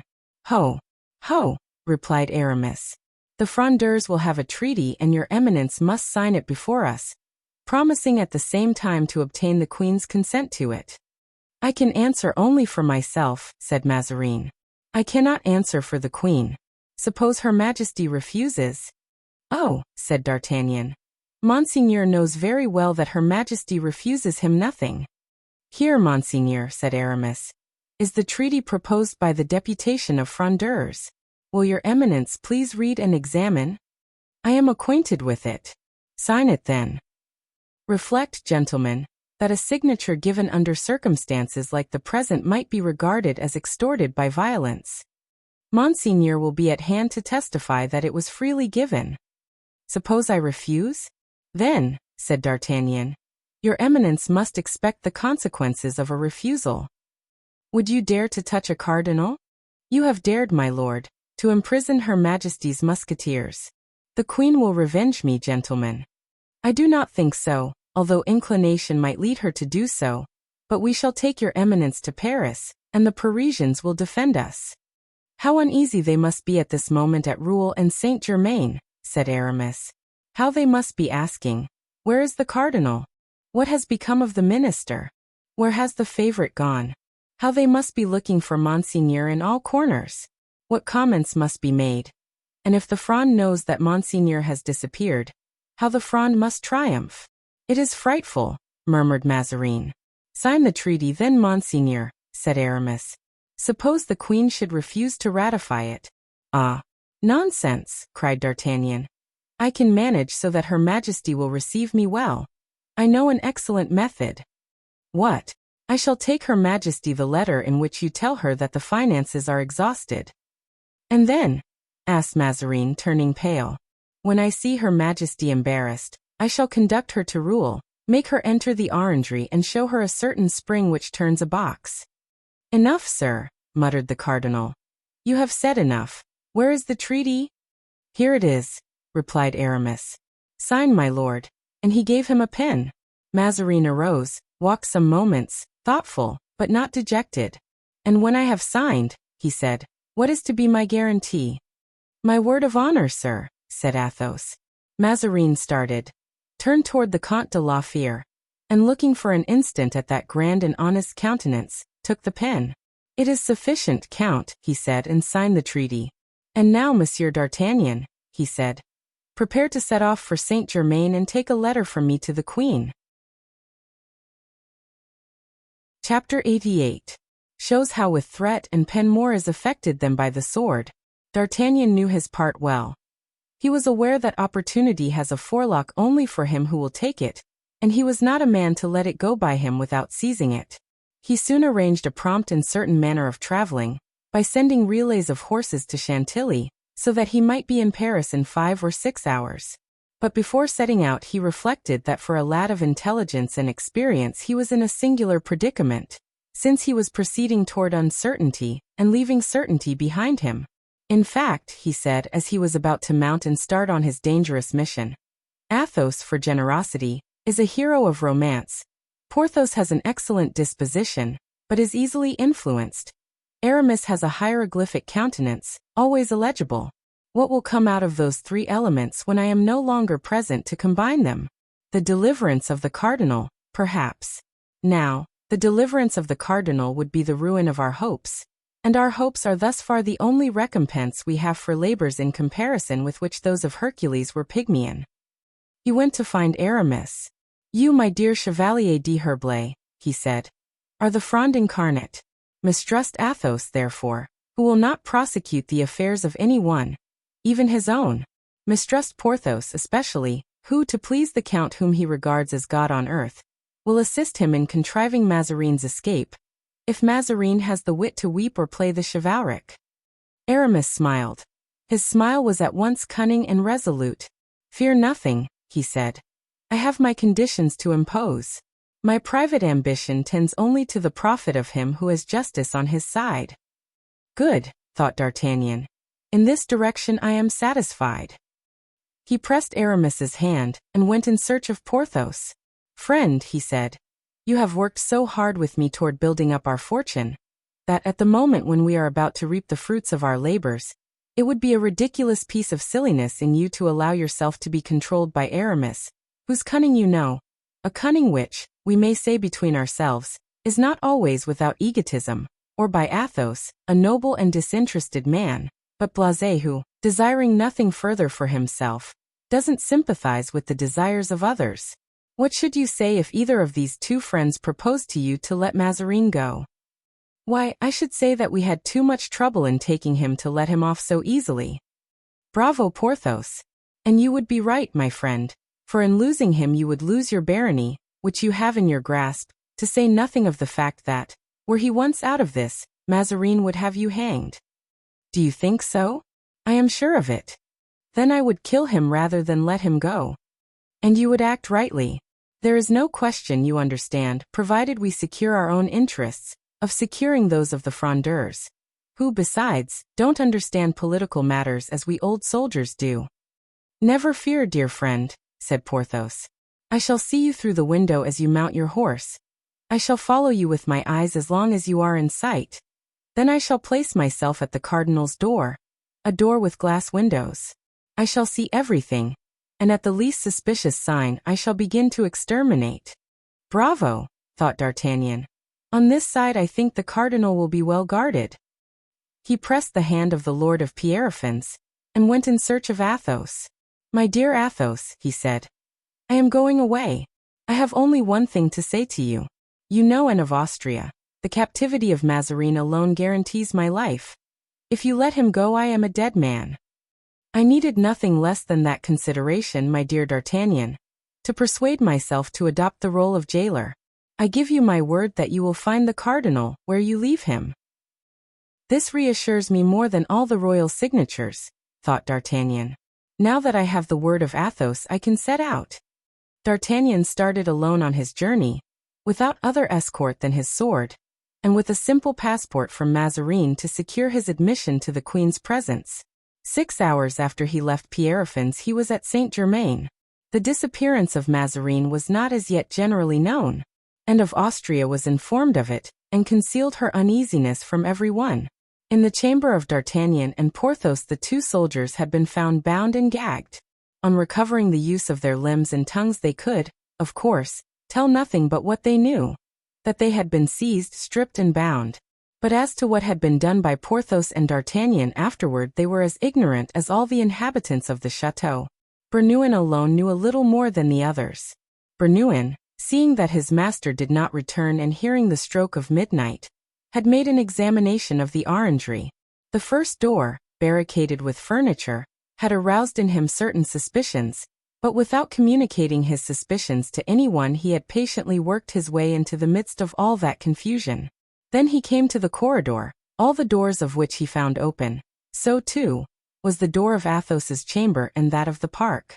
From the latter point it was easy to follow tracks on the snow. He saw that these tracks tended toward the wall. On the other side he found similar tracks, then footprints of horses, and then signs of a troop of cavalry which had moved away in the direction of Enghien. He could no longer cherish any doubt that the cardinal had been carried off by the 3 prisoners, since the prisoners had disappeared at the same time, and he had hastened to Saint-Germain to warn the queen of that disappearance, and had enforced the utmost secrecy and had disclosed the event to no one except the Prince de Condé, who had sent 500 or 600 horsemen into the environs of Saint-Germain with orders to bring in any suspicious person who was going away from Rouen, in whatsoever direction it might be. Now, since D'Artagnan did not constitute a body of horsemen, since he was alone, since he was not going away from Rouen, and was going to Saint-Germain, no one paid any attention to him, and his journey was not obstructed in any way. On entering the courtyard of the old château, the first person seen by our ambassador was Maître Bernouin in person, who, standing on the threshold, awaited news of his vanished master. At the sight of D'Artagnan, who entered the courtyard on horseback, Bernouin rubbed his eyes and thought he must be mistaken. But D'Artagnan made a friendly sign to him with his head, dismounted, and throwing his bridle to a lackey who was passing, he approached the valet-de-chamber with a smile on his lips. "Monsieur D'Artagnan," cried the latter, like a man who has the nightmare and talks in his sleep. "Monsieur D'Artagnan." Himself Monsieur Bernouin. "And why have you come here?" "To bring news of Monsieur de Mazarin, the freshest news there is." "What has become of him, then?" "He is as well as you and I." "Nothing bad has happened to him, then?" "Absolutely nothing. He felt the need of making a trip in the Isle de France, and begged us, the Comte de la Fère and Monsieur du Vallon, to accompany him. We were 2 devoted servants to refuse him a request of that sort. We set out last evening, and here we are." "Here you are." His Eminence had something to communicate to Her Majesty, something secret and private, a mission that could be confided only to a sure man, and so has sent me to Saint-Germain. And therefore, my dear Monsieur Bernouin, if you wish to do what will be pleasing to your master, announce to Her Majesty that I have come, and tell her with what purpose." Whether he spoke seriously or in jest, since it was evident that under existing circumstances D'Artagnan was the only man who could relieve the queen's uneasiness, Bernouin went without hesitation to announce to her this strange embassy, and as he had foreseen, the queen gave orders to introduce Monsieur D'Artagnan at once. D'Artagnan approached the sovereign with every mark of profound respect, and having fallen on his knees presented to her the cardinal's letter. It was, however, merely a letter of introduction. The queen read it, recognized the writing, and since there were no details in it of what had occurred, asked for particulars. D'Artagnan related everything with that simple and ingenuous air which he knew how to assume on occasions. The queen, as he went on, looked at him with increasing astonishment. She could not comprehend how a man could conceive such an enterprise, and still less how he could have the audacity to disclose it to her whose interest and almost duty it was to punish him. "How, sir?" she cried as D'Artagnan finished. "You dare to tell me the details of your crime, to give me an account of your treason? Pardon, madam, but I think that either I have expressed myself badly or your majesty has imperfectly understood me. There is here no question of crime or treason. Monsieur de Mazarin held us in prison, Monsieur du Vallon and myself, because we could not believe that he had sent us to England to quietly look on while they cut off the head of Charles I, brother-in-law of the late king, your husband, the consort of Madame Henrietta, your sister and your guest, and because we did all that we could do to save the life of the royal martyr. We were then convinced, my friend and I, that there was some error of which we were the victims, and that an explanation was called for between His Eminence and ourselves. Now that an explanation may bear fruit, it is necessary that it should be quietly conducted, far from noise and interruption. We have therefore taken away Monsieur le Cardinal to my friend's chateau, and there we have come to an understanding. Well, madam, it proved to be as we had supposed. There was a mistake. Monsieur de Mazarin had thought that we had rendered service to General Cromwell, instead of King Charles, which would have been a disgrace, rebounding from us to him, and from him to your majesty, a dishonor which would have tainted the royalty of your illustrious son. We were able to prove the contrary, and that proof we are ready to give to your majesty, calling in support of it the august widow weeping in the Louvre, where your royal munificence has provided for her a home. That proof satisfied him so completely that, as a sign of satisfaction, he has sent me, as your majesty may see, to consider with you what reparation should be made to gentlemen unjustly treated and wrongfully persecuted. I listen to you, and I wonder at you, sir, said the queen. In fact, I have rarely seen such excess of impudence. Your majesty on your side, said D'Artagnan, is as much mistaken as to our intentions as the Cardinal Mazarin has always been. You are in error, sir, answered the queen. I am so little mistaken that in 10 minutes you shall be arrested, and in an hour I shall set off at the head of my army to release my minister. I am sure your majesty will not commit such an act of imprudence first, because it would be useless and would produce the most disastrous results. Before he could be possibly set free, the cardinal would be dead. And indeed, so convinced is he of this, that he entreated me, should I find your majesty disposed to act in this way, to do all I could to induce you to change your resolution. Well then, I will content myself with arresting you. Madam, the possibility of my arrest has been foreseen, and should I not have returned by tomorrow, at a certain hour the next day the cardinal will be brought to Paris and delivered to the Parliament. It is evident, sir, that your position has kept you out of relation to men and affairs. Otherwise you would know that since we left Paris Monsieur le Cardinal has returned thither 5 or 6 times, that he has there met de Beaufort, de Bouillon, the coadjutor and d'Elbeuf, and that not one of them had any desire to arrest him. Your pardon, madam, I know all that. And therefore my friends will conduct Monsieur le Cardinal neither to de Beaufort, nor to de Bouillon, nor to the coadjutor, nor to d'Elbeuf. These gentlemen wage war on private account, and in buying them up, by granting them what they wished, Monsieur le Cardinal has made a good bargain. He will be delivered to the Parliament, members of which can, of course, be bought, but even Monsieur de Mazarin is not rich enough to buy the whole body. I think, returned Anne of Austria, fixing upon him a glance, which in any woman's face would have expressed disdain, but in a queen's spread terror to those she looked upon. Nay, I perceive you dare to threaten the mother of your sovereign. Madam, replied D'Artagnan, I threaten simply and solely because I am obliged to do so. Believe me, madam, as true a thing as it is that a heart beats in this bosom, a heart devoted to you. Believe that you have been the idol of our lives, that we have, as you well know, good heaven, risked our lives 20 times for your majesty. Have you then, madam, no compassion for your servants who for 20 years have vegetated in obscurity, without betraying in a single sigh the solemn and sacred secrets they have had the honor to share with you? Look at me, madam. At me, whom you accuse of speaking loud and threateningly. What am I? A poor officer, without fortune, without protection, without a future, unless the eye of my queen, which I have sought so long, rests on me for a moment. Look at the Comte de la Fere, a type of nobility, a flower of chivalry. He has taken part against his queen, or rather, against her minister. He has not been unreasonably exacting, it seems to me. Look at Monsieur du Vallon, that faithful soul, that arm of steel, who for 20 years has awaited the word from your lips which will make him in rank what he is in sentiment and in courage. Consider, in short, your people who love you and who yet are famished, who have no other wish than to bless you, and who nevertheless, no, I am wrong, your subjects, madam, will never curse you. Say one word to them and all will be ended. Peace succeed war, joy tears, and happiness to misfortune. And of Austria looked with wonderment on the warlike countenance of D'Artagnan, which betrayed a singular expression of deep feeling. Why did you not say all this before you took action, sir? She said. Because, madam, it was necessary to prove to your majesty one thing of which you doubted. That is, that we still possess amongst us some valor and are worthy of some consideration at your hands. And that valor would shrink from no undertaking, according to what I see. It has hesitated at nothing in the past. Why then should it be less daring in the future? Then, in case of my refusal, this valor, should a struggle occur, will even go the length of carrying me off in the midst of my court, to deliver me into the hands of the Fronde, as you propose to deliver my minister? We have not thought about it yet, madam, answered D'Artagnan, with that Gascon effrontery which had in him the appearance of naivete, but if we four had resolved upon it we should do it most certainly.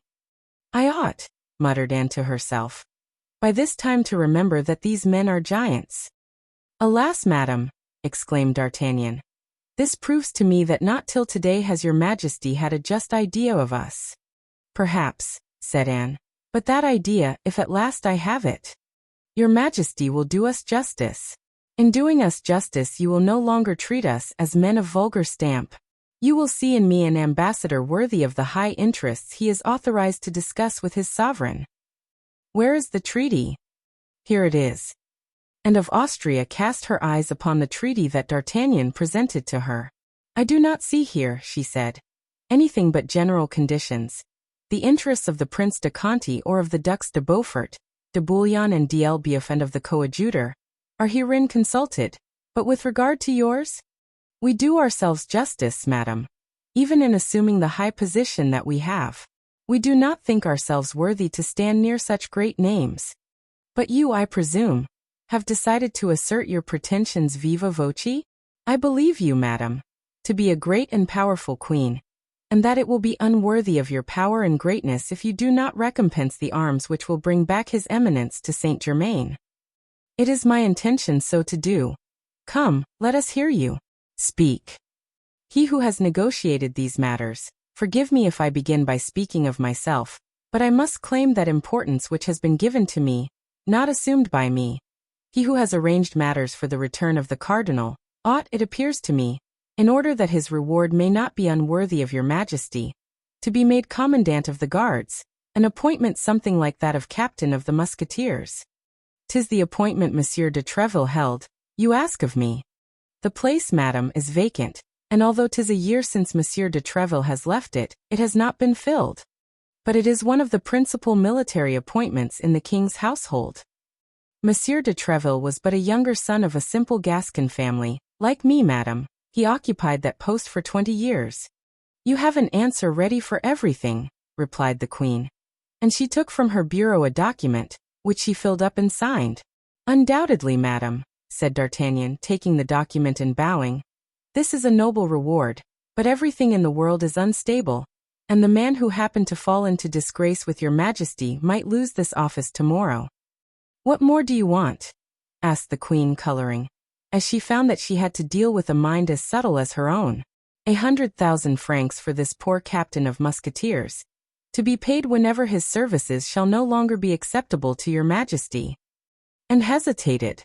To think of the Parisians, soliloquized D'Artagnan, offering only the other day, by an edict of the Parliament, 600,000 francs to any mansoever who would deliver up the cardinal to them, dead or alive. If alive, in order to hang him, if dead, to deny him the rights of Christian burial. Come, said Anne, 'tis reasonable, since you only ask from a queen the sixth of what the Parliament has proposed. And she signed an order for 100,000 francs. Now then, she said, what next? Madam, my friend du Vallon is rich and has therefore nothing in the way of fortune to desire, But I think I remember that there was a question between him and Monsieur Mazarin as to making his estate a barony. Nay, it must have been a promise. A country clown, said Anne of Austria. People will laugh. Let them, answered D'Artagnan. But I am sure of one thing, that those who laugh at him in his presence will never laugh a second time. Here goes the barony, said the queen. She signed a patent. Now there remains the chevalier, or the Abbé de Herblay, as your majesty pleases. Does he wish to be a bishop? No, madam, something easier to grant. What? It is that the king should deign to stand godfather to the son of Madame de Longueville. The queen smiled. Monsieur de Longueville is of royal blood, madam, said D'Artagnan. Yes, said the queen. But his son? His son, madam, must be, since the husband of the son's mother is. And your friend has nothing more to ask for Madame de Longueville? No, madam, for I presume that the king, standing godfather to him, could do no less than present him with 500,000 francs, giving his father also the government of Normandy. As to the government of Normandy, replied the queen, I think I can promise, but with regard to the present, the cardinal is always telling me there is no more money in the royal coffers. We shall search for some, madam, and I think we can find a little, and if your majesty approves, we will seek for some together.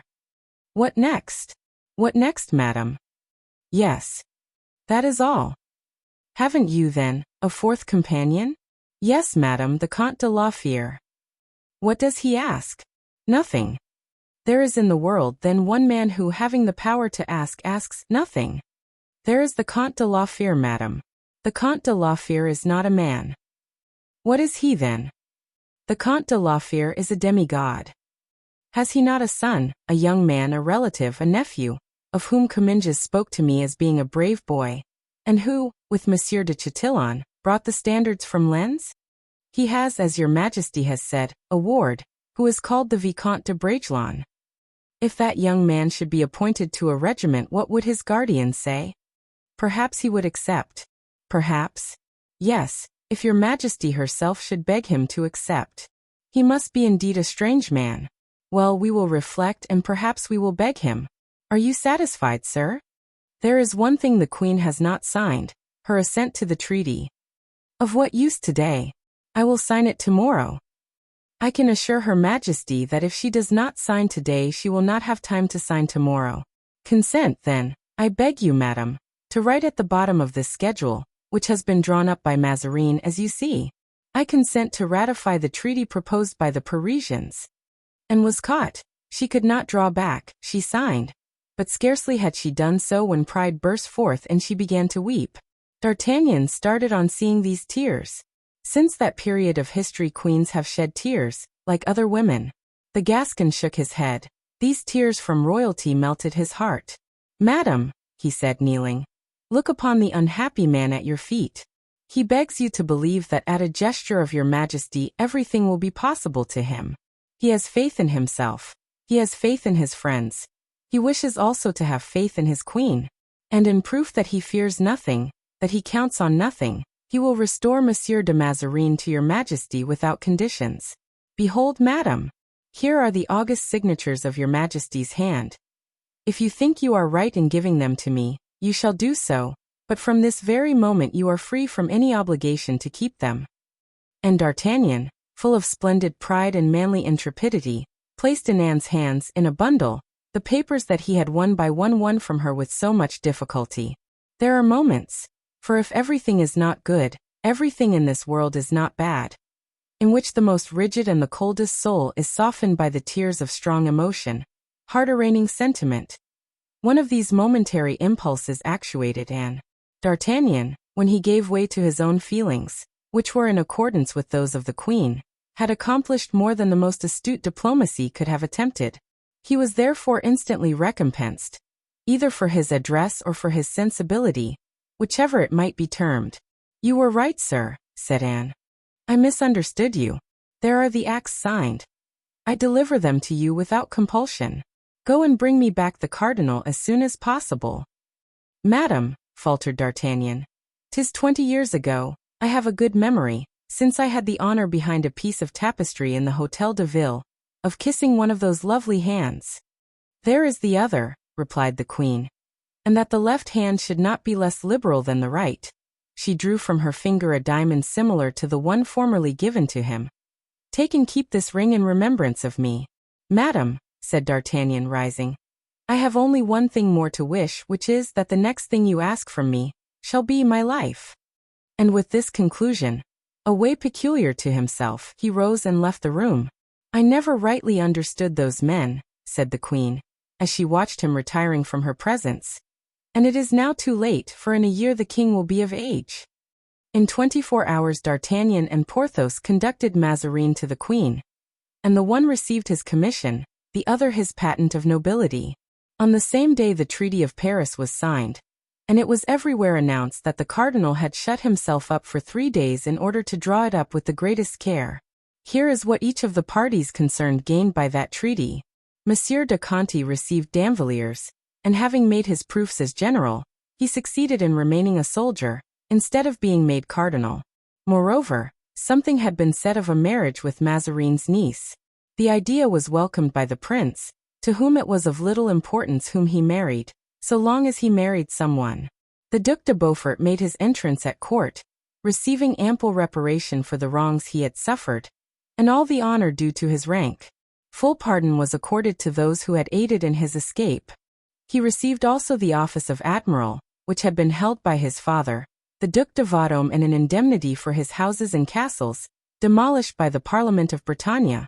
The Duc de Bouillon received domains of a value equal to that of his Principality of Sedan, and the title of prince, granted to him and to those belonging to his house. The Duc de Longueville gained the government of Pont de l'Arche, 500,000 francs for his wife, and the honor of seeing her son held at the baptismal font by the young king and Henrietta of England. Aramis stipulated that Bazin should officiate at that ceremony, and that Planchet should furnish the christening sugar plums. The Duc d'Elbeuf obtained payment of certain sums due to his wife, 100,000 francs for his eldest son, and 25,000 for each of the 3 others. The coadjutor alone obtained nothing. They promised, indeed, to negotiate with the Pope for a cardinal's hat for him, but he knew how little reliance should be placed on such promises, made by the Queen and Mazarin. Quite contrary to the lot of Monsieur de Conti, unable to be cardinal, he was obliged to remain a soldier. And therefore, when all Paris was rejoicing in the expected return of the king, appointed for the next day, Gondy alone, in the midst of the general happiness, was dissatisfied. He sent for the 2 men whom he was wont to summon when in especially bad humor. Those 2 men were the Count de Rochefort and the mendicant of Saint Eustache. They came with their usual promptness, and the coadjutor spent with them a part of the night. Chapter 89. Difficult for kings to return to the capitals of their kingdoms. Whilst D'Artagnan and Porthos were engaged in conducting the cardinal to Saint-Germain, Athos and Aramis returned to Paris. Each had his own particular visit to make. Aramis rushed to the Hôtel de Ville, where Madame de Longueville was sojourning. The Duchess loudly lamented the announcement of peace. War had made her a queen. Peace brought her abdication. She declared that she would never assent to the treaty, and that she wished eternal war. But when Aramis had presented that peace to her in a true light, that is to say, with all its advantages, when he had pointed out to her, in exchange for the precarious and contested royalty of Paris, the viceroyalty of Pont de l'Arche, in other words of all Normandy, when he had rung in her ears the 500,000 francs promised by the cardinal, when he had dazzled her eyes with the honor bestowed on her by the king in holding her child at the baptismal font, Madame de Longueville contended no longer, except as is the custom with pretty women to contend, and defended herself only to surrender at last. Aramis made a presence of believing in the reality of her opposition, and was unwilling to deprive himself in his own view of the credit of her conversion. Madam, he said, you have wished to conquer the prince your brother, that is to say, the greatest captain of the age. And when women of genius wish anything they always succeed in attaining it. You have succeeded. The prince is beaten, since he can no longer fight. Now attach him to our party. Withdraw him gently from the queen, whom he does not like, from Mazarin, whom he despises. The Fronde is a comedy, of which the first act only is played. Let us wait for a denouement, for the day when the prince, thanks to you, shall have turned against the court. Madame de Longueville was persuaded. This Frondist duchess trusted so confidently to the power of her fine eyes, that she could not doubt their influence even over Monsieur de Condé, and the chronicles of the time aver that her confidence was justified. Athos, on quitting Aramis, went to Madame de Chevreuse. Here was another Frondeuse to persuade, and she was even less open to conviction than her younger rival. There had been no stipulation in her favor. Monsieur de Chevreuse had not been appointed governor of a province, and if the queen should consent to be godmother, it could be only of her grandson or granddaughter. At the first announcement of peace, Madame de Chevreuse frowned, and in spite of all the logic of Athos to show her that a prolonged war would have been impracticable, contended in favor of hostilities. "My fair friend," said Athos, "allow me to tell you that everybody is tired of war. You will get yourself exiled, as you did in the time of Louis XIII.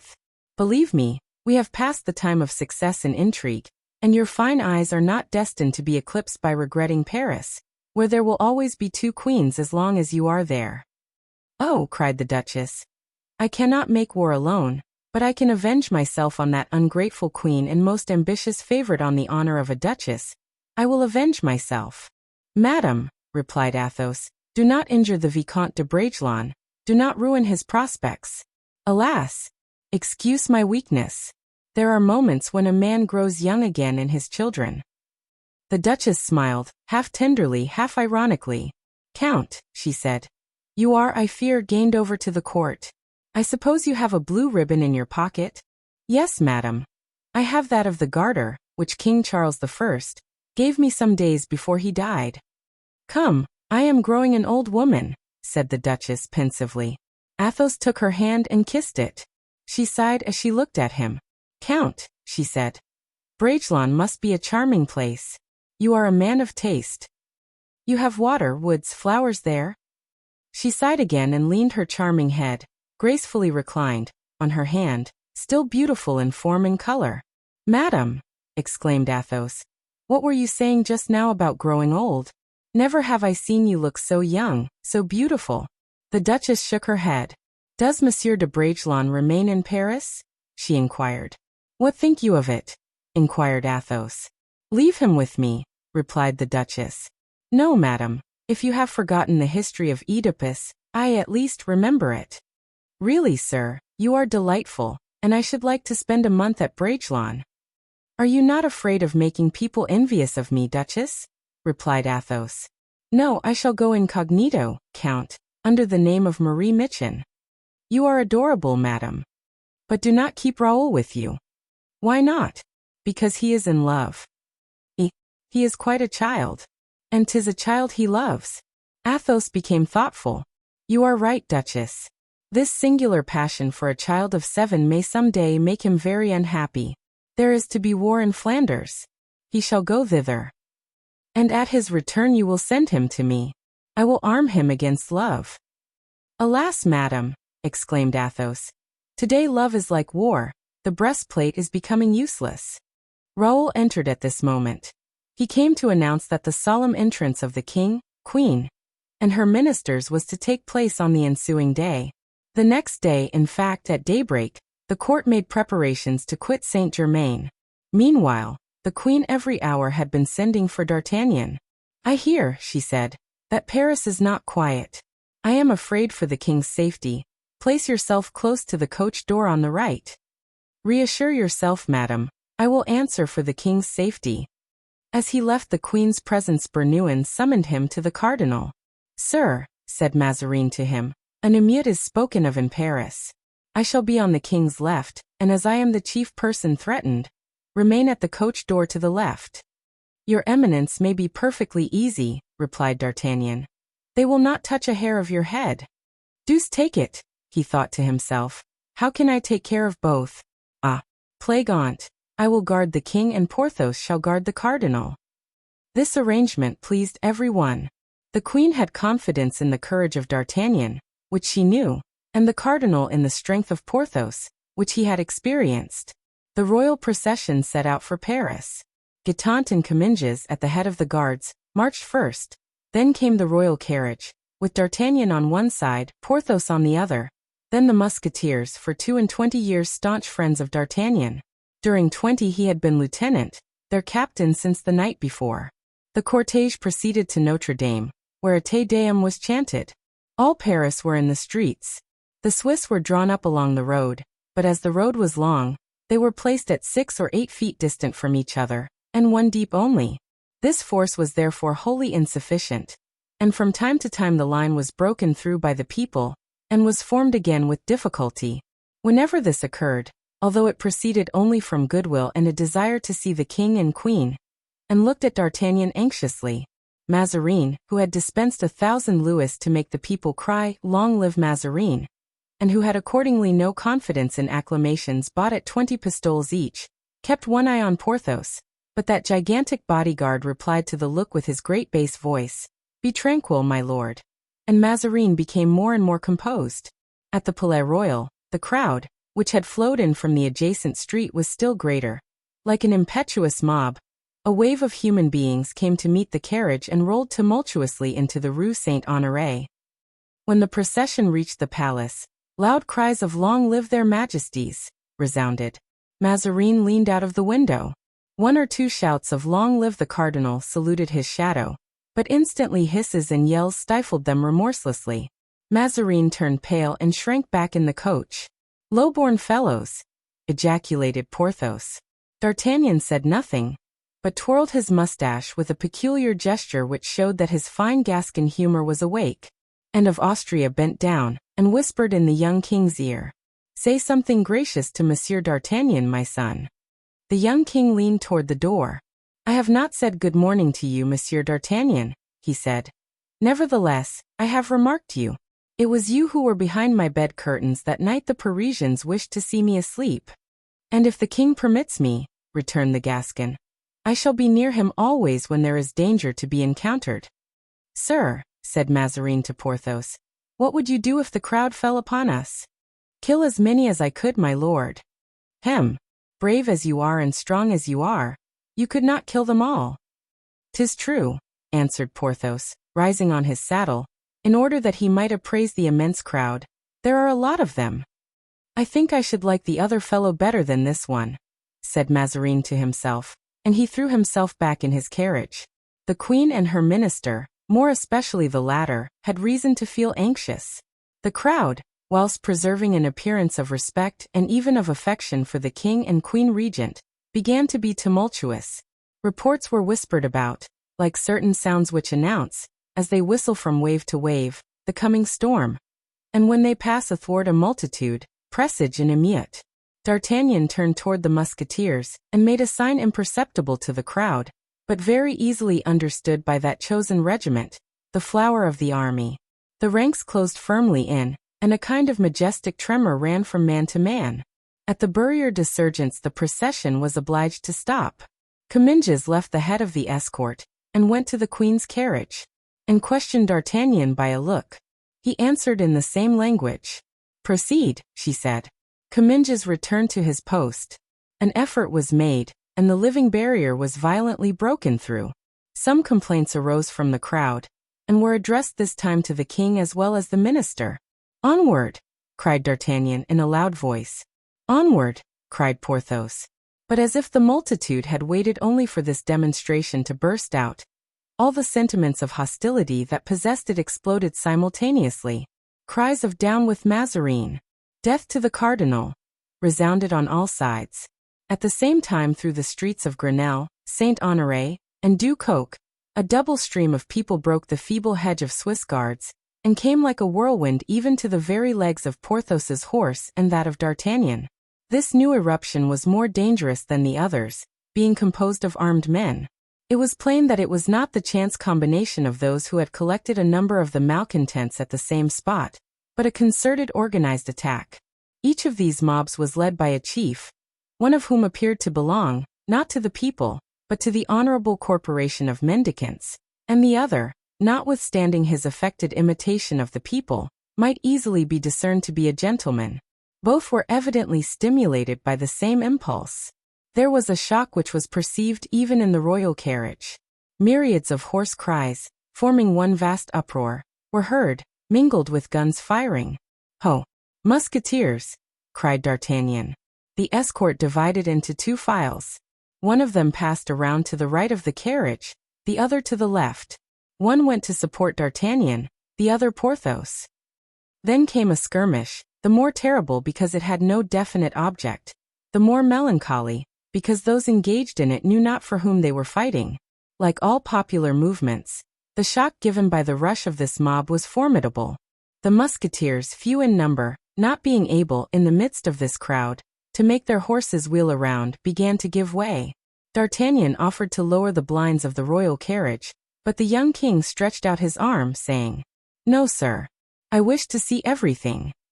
"If your majesty wishes to look out, well then look," replied D'Artagnan. And turning with that fury which made him so formidable, he rushed toward the chief of the insurgents, a man who, with a huge sword in his hand, was trying to hew a passage to the coach door through the Musketeers. "Make room," cried D'Artagnan. "Zounds! Give way."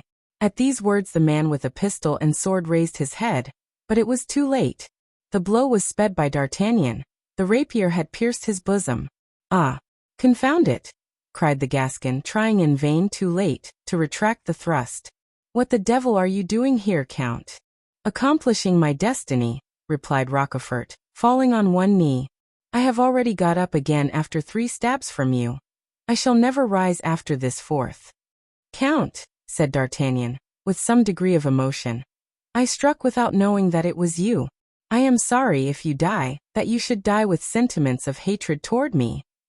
Rochefort extended his hand to D'Artagnan, who took it. The Count wished to speak, but a gush of blood stifled him. He stiffened in the last convulsions of death and expired. "Back, people!" cried D'Artagnan. "Your leader is dead. You have no longer any business here." Indeed, as if de Rochefort had been the very soul of the attack, the crowd who had followed and obeyed him took to flight on seeing him fall. D'Artagnan charged, with a party of musketeers, up the Rue du Coq, and the portion of the mob he assailed disappeared like smoke, dispersing near the place Saint-Germain-l'Auxerrois, and taking the direction of the quays. D'Artagnan returned to help Porthos, if Porthos needed help. But Porthos, for his part, had done his work as conscientiously as D'Artagnan. The left of the carriage was as well cleared as the right, and they drew up the blind of the window which Mazarin, less heroic than the king, had taken the precaution to lower. Porthos looked very melancholy. "What a devil of a face you have, Porthos! And what a strange air for a victor!" "But you," answered Porthos, "seem to me agitated." "There's a reason. Zounds! I have just killed an old friend." "Indeed," replied Porthos. "Who?" "That poor Count de Rochefort." "Well, exactly like me. I have just killed a man whose face is not unknown to me. Unluckily, I hit him on the head and immediately his face was covered with blood." "And he said nothing as he died?"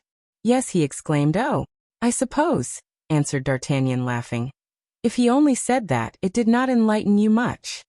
"Well, sir," cried the queen. "Madam, the passage is quite clear and your majesty can continue your road."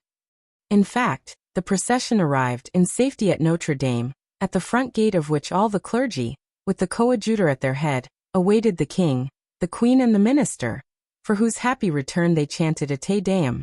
As the service was drawing to a close, a boy entered the church in great excitement, ran to the sacristy, dressed himself quickly in the choir robes, and cleaving, thanks to that uniform, the crowd that filled the temple, approached Bazin, who, clad in his blue robe, was standing gravely in his place at the entrance to the choir. Bazin felt someone pulling his sleeve. He lowered to earth his eyes, beatifically raised to heaven, and recognized Fouquet. "Well, you rascal, what is it? How do you dare to disturb me in the exercise of my functions?" asked the beadle. "Monsieur Bazin," said Fouquet. "Monsieur Maillard. You know who he is, he gives holy water at Saint Eustache." "Well, go on." "Well, he received in the scrimmage a sword stroke on the head. That great giant who was there gave it to him." "In that case," said Bazin, "he must be pretty sick. So sick that he is dying, and he wants to confess to the coadjutor, who, they say, has power to remit great sins. And does he imagine that the coadjutor will put himself out for him? To be sure, the coadjutor has promised." "Who told you that?" "Monsieur Maillard himself." "You have seen him, then?" "Certainly, I was there when he fell." What were you doing there? I was shouting, down with Mazarin, death to the cardinal, the Italian to the gallows. Isn't that what you would have me shout? Be quiet, you rascal, said Bazin, looking uneasily around, so that he told me that poor Monsieur Maillard. Go find the coadjutor Fouquet, and if you bring him to me you shall be my heir. Say then, Father Bazin, the heir of Monsieur Maillard, the giver of holy water at Saint Eustache. Hey, I shall have nothing to do but to fold my arms. All the same, I should like to do him that service. What do you say to it? I will tell the coadjutor, said Bazin. In fact, he slowly and respectfully approached the prelate, and spoke to him privately a few words, to which the latter responded by an affirmative sign. He then returned with the same slow step and said, Go and tell the dying man that he must be patient. Monseigneur will be with him in an hour. Good, said Fouquet. My fortune is made. By the way, said Bazin, where was he carried? To the Tower Saint Jacques Louisiana Boucherie. And delighted with the success of his embassy, Fouquet started off at the top of his speed. When the Te Deum was over, the coadjutor, without stopping to change his priestly dress, took his way toward that old tower which he knew so well. He arrived in time. Though sinking from moment to moment, the wounded man was not yet dead. The door was opened to the coadjutor of the room in which the mendicant was suffering. A moment later Fouquet went out, carrying in his hand a large leather bag. He opened it as soon as he was outside the chamber, and to his great astonishment found it full of gold. The mendicant had kept his word and made Fouquet his heir. Ah, Mother Nanette, cried Fouquet, suffocating. Ah, Mother Nanette. He could say no more, but though he hadn't strength to speak he had enough for action. He rushed headlong to the street, and like the Greek from Marathon who fell in the square at Athens, with his laurel in his hand, Fouquet reached Councillor Broussels' threshold, and then fell exhausted, scattering on the floor the louis disgorged by his leather bag.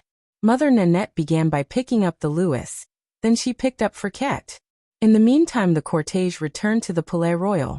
That Monsieur d'Artagnan is a very brave man, mother, said the young king. Yes, my son, and he rendered very important services to your father. Treat him kindly therefore in the future. Captain, said the young king to D'Artagnan, on descending from the carriage, the queen has charged me to invite you to dinner today, you and your friend the Baron du Vallon. That was a great honor for D'Artagnan and for Porthos. Porthos was delighted, and yet during the entire repast he seemed to be preoccupied. What was the matter with you, Baron? D'Artagnan said to him as they descended the staircase of the Palais Royal. You seemed at dinner to be anxious about something. I was trying, said Porthos, to recall where I had seen that mendicant whom I must have killed. And you couldn't remember? No. Well, search, my friend, search. And when you have found you will tell me, will you not? Pardieu, said Porthos. Chapter 90. Conclusion. On going home, the two friends found a letter from Athos, who desired them to meet him at the Grand Charlemagne on the following day. The friends went to bed early, but neither of them slept. When we arrive at the summit of our wishes, success has usually the power to drive away sleep on the first night after the fulfillment of long-cherished hopes. The next day at the appointed hour they went to see Athos and found him and Aramis in traveling costume. What? Cried Porthos. Are we all going away then? I also have made my preparations this morning. Oh heavens! Yes, said Aramis. There's nothing to do in Paris now there's no Fronde. The Duchess de Longueville has invited me to pass a few days in Normandy, and has deputed me, while her son is being baptized, to go and prepare her residence at Rouen. After which, if nothing new occurs, I shall go and bury myself in my convent at Noisy-le-Sec. And I, said Athos, am returning to Bragelonne. You know, dear D'Artagnan, I am nothing more than a good honest country gentleman. Raoul has no fortune other than I possess, poor child. And I must take care of it for him, since I only lend him my name. And Raoul, what shall you do with him? I leave him with you, my friend. War has broken out in Flanders. You shall take him with you there. I am afraid that remaining at Blois would be dangerous to his youthful mind.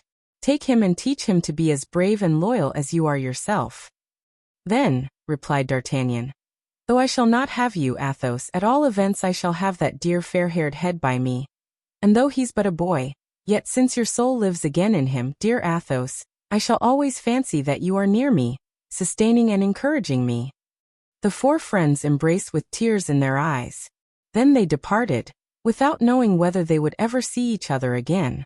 D'Artagnan returned to the Rue Tiquetonne with Porthos, still possessed by the wish to find out who the man was that he had killed. On arriving at the Hôtel de la Chevrette, they found the Baron's equipage all ready and Mousqueton on his saddle. "Come, D'Artagnan," said Porthos, "bid adieu to your sword and go with me to Pierrefonds, to Bracieux, or to Du Vallon. We will grow old together and talk of our companions." "No," replied D'Artagnan, "deuce take it, the campaign is going to begin. I wish to be there, I expect to get something by it." "What do you expect to get?" "Why, I expect to be made Marechal of France." "Ha! Ha!" cried Porthos, who was not completely taken in by D'Artagnan's gasconades. "Come, my brother, go with me," added D'Artagnan, "and I will see that you are made a duke." "No," answered Porthos. "Mouston has no desire to fight. Besides, they have erected a triumphal arch for me to enter my barony, which will kill my neighbors with envy." "To that I can say nothing," returned D'Artagnan, who knew the vanity of the new baron. "Then here's to our next merry meeting." "Adieu, dear captain," said Porthos. "I shall always be happy to welcome you to my barony." "Yes, yes, when the campaign is over," replied the Gascon. "His honor's equipage is waiting," said Mousqueton. The two friends, after a cordial pressure of the hands, separated. D'Artagnan was standing at the door looking after Porthos with a mournful gaze, when the Baron, after walking scarcely more than 20 paces, returned, stood still, struck his forehead with his finger and exclaimed, "I recollect." "What?" inquired D'Artagnan. "Who the beggar was that I killed." "Ah, indeed. And who was he?" "'Twas that low fellow Bonacieux." And Porthos, enchanted at having relieved his mind, rejoined Mousqueton, and they disappeared around an angle of the street. D'Artagnan stood for an instant mute, pensive and motionless. Then as he went in he saw the fair Madeleine, his hostess, standing on the threshold. "Madeleine," said the Gascon, "give me your apartment on the first floor. Now that I am a captain in the Royal Musketeers I must make an appearance. Nevertheless, reserve my old room on the 5th story for me. One never knows what may happen."